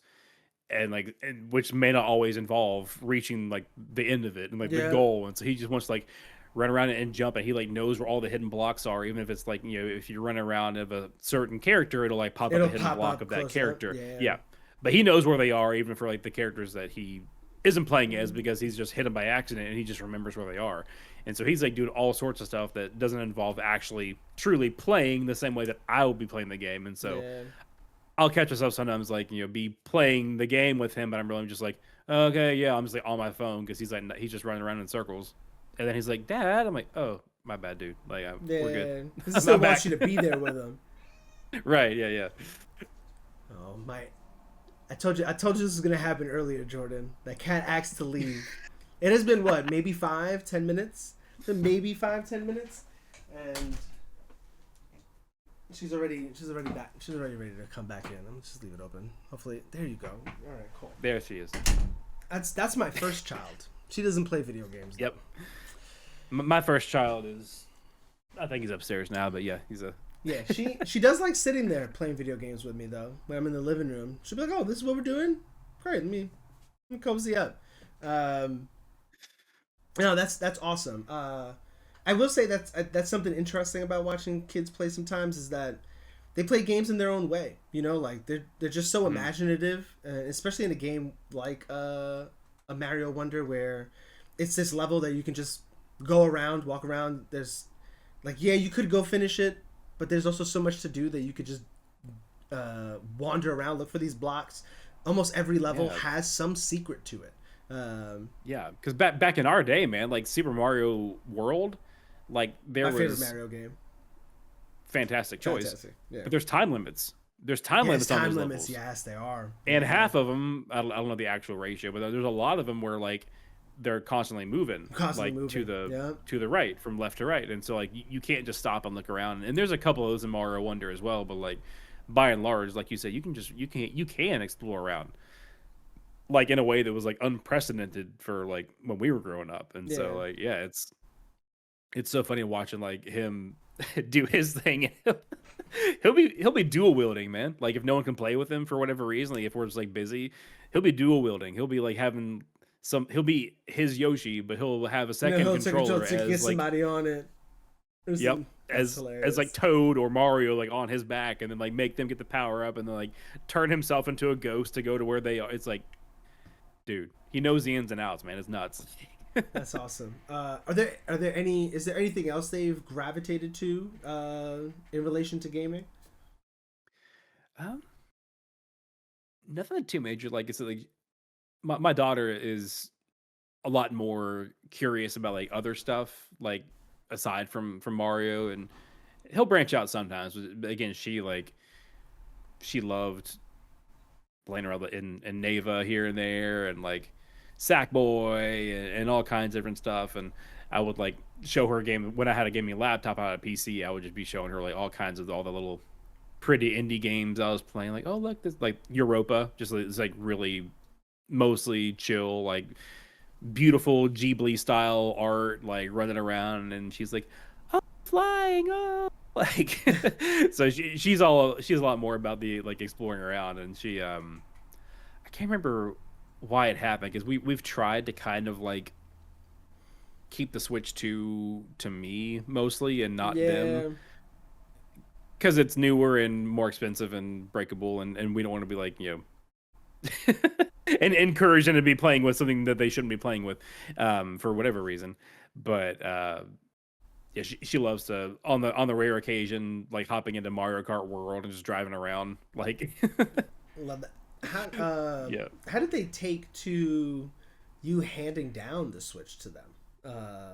Like that's their first hand-me-down their first hand-me-down gaming product, but like tech, maybe even like techie product.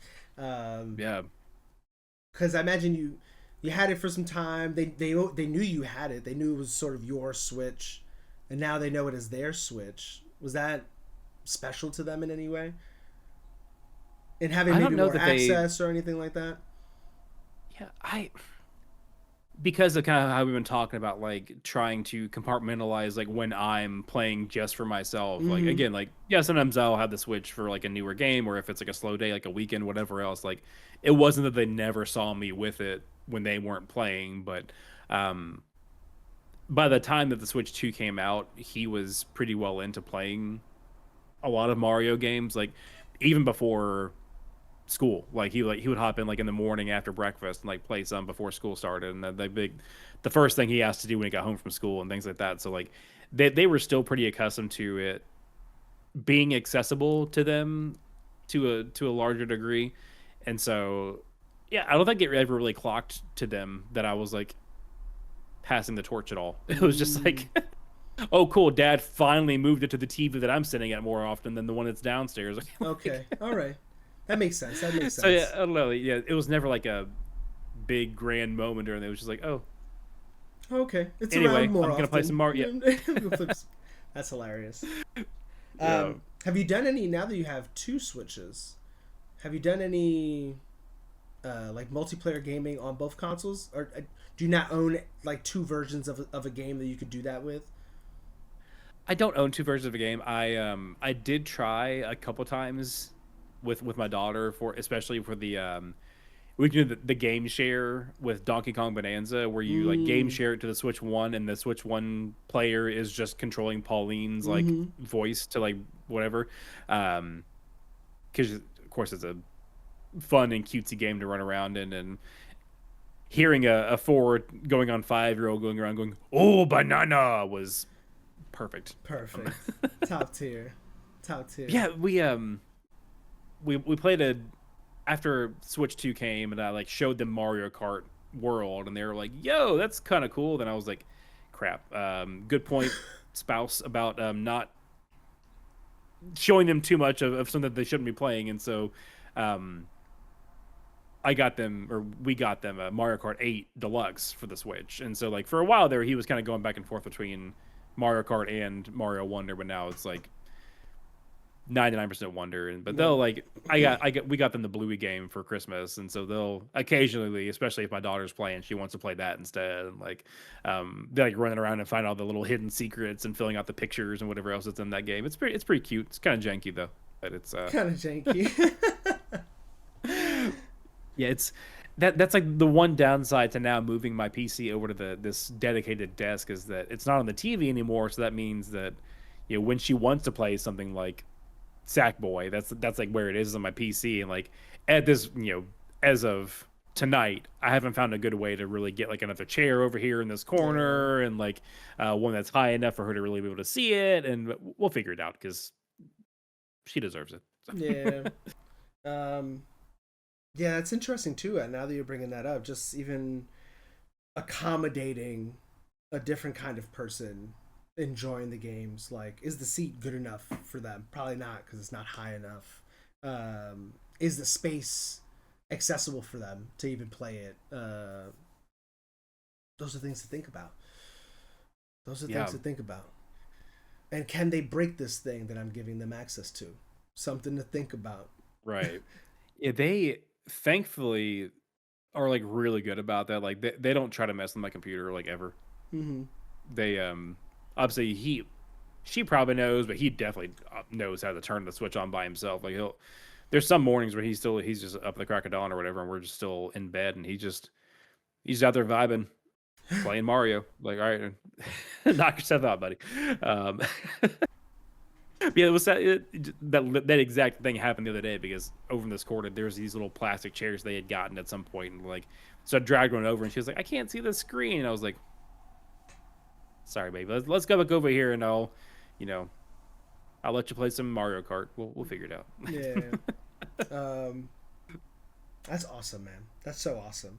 I wish I had more to say, but I don't have too much more to say. I'm happy that my baby will sit there and lay down and watch me play a video game sometimes. But then most of the time, she's trying to grab my controller. She's like, "Yo, yep. I want to play. Let me play." Man, I'd say these indies, man, like between like, Neva or Europa, or wasn't that one that we played recently, was like Sword of the Sea, even like just these like really pretty vibey games that like have minimal or not any combat or very little combat, that things like run around in, like just let them explore something and like see something. Yeah. And like, again, like you're kind of talking about, like interact with something to say like, oh wow, when I do this, then, like, the reaction to the the call and response, however everyone described the thing. That's, I was like, words are hard. Yeah, cause and effect. That's something. Oh, move the stick, and then the thing moves. I push the button, and then like, oh wow, I didn't expect that to happen. And like, yeah, it's again, even if they don't stick to it or go for it a lot, then it's still cool to just like hear and see their reactions to to things like that. Is like, it's so precious to just like, I had these little videos of her playing some games, and she's like, wow, it's so pretty. Like, these like very beautiful artsy sunsets, and like there's dolphins jumping up out of the sand or whatever's happening on the screen that's just like really enticing, and something that's hard to really experience outside of like the gaming space. Yeah, no, for sure. That makes me think I need to start adding. I need to start adding some games to the library that lean more into that, because I feel like I'm just into complex stuff. I'm a big RPG guy. I'm a big strategy simulation guy. And I'm wondering what kind of games I can pick up that, like, I'm sure there's even stuff that you could give them for like developmental shit. Like, I'm sure there's educational stuff. I gotta start looking into. I gotta look into Bluey. What does Bluey even look like?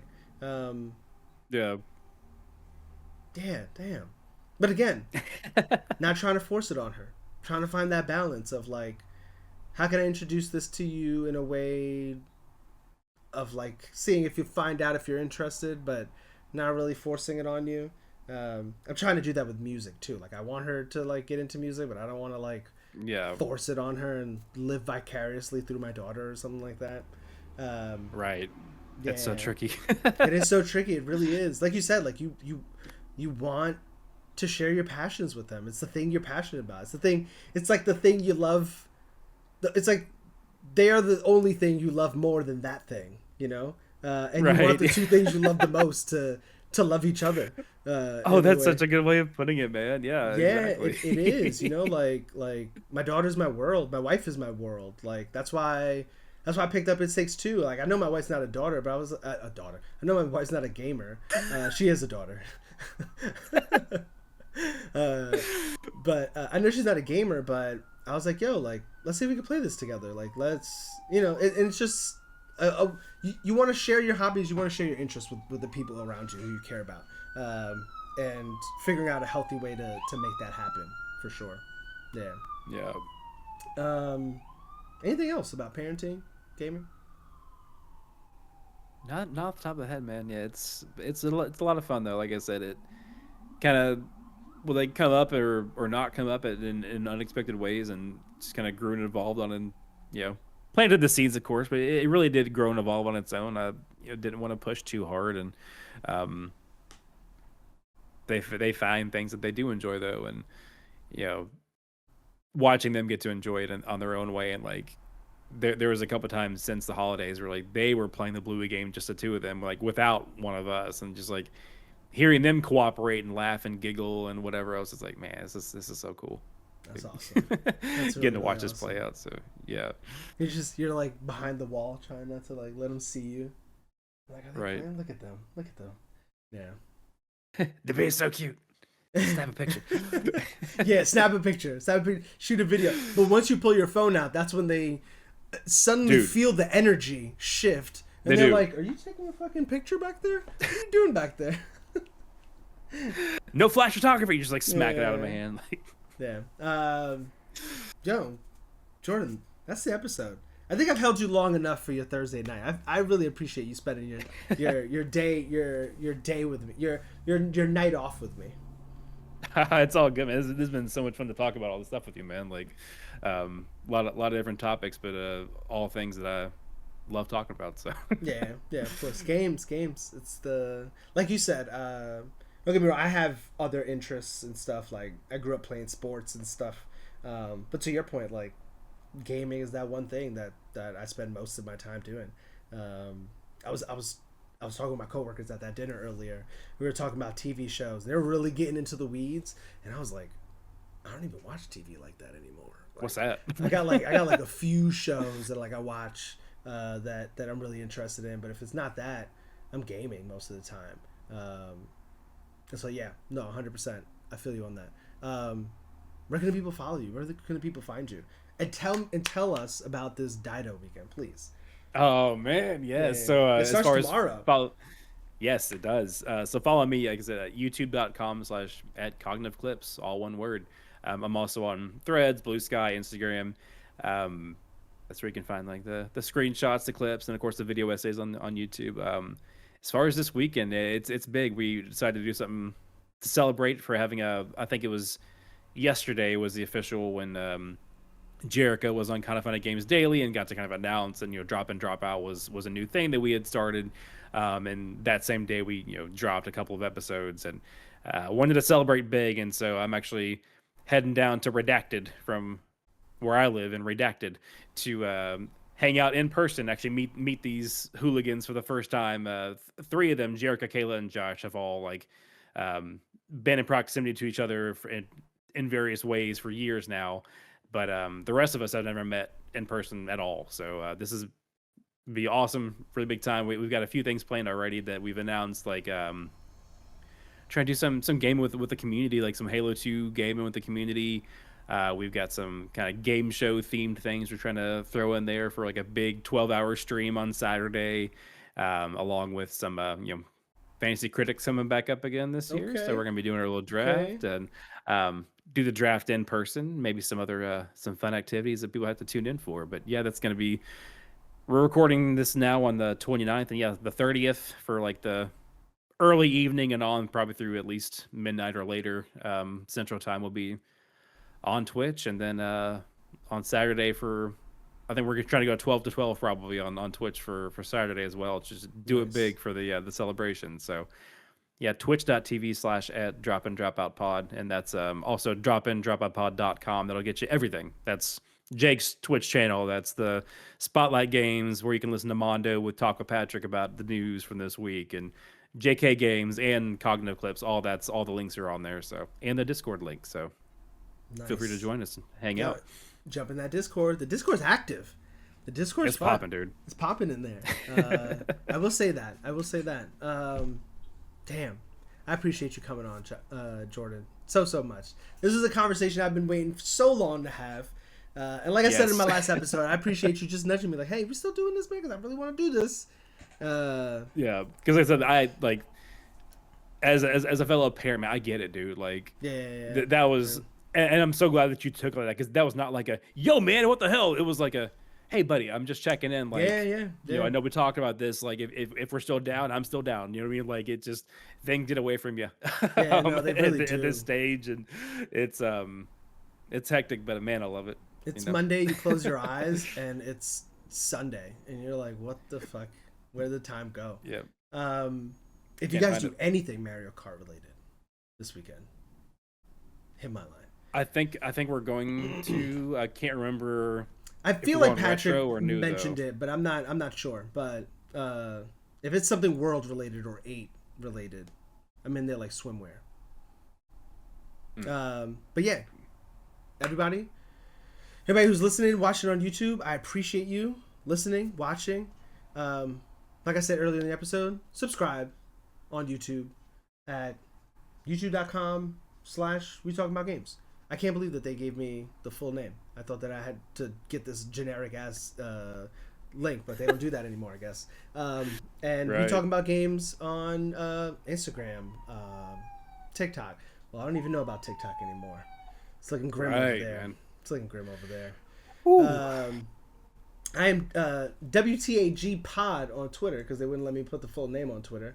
Yeah, I'm gonna leave it there. I hope you guys have a wonderful day, afternoon, evening, weekday, weekend, wherever and whenever you may be listening to this. And on that note, deuces. Deuces.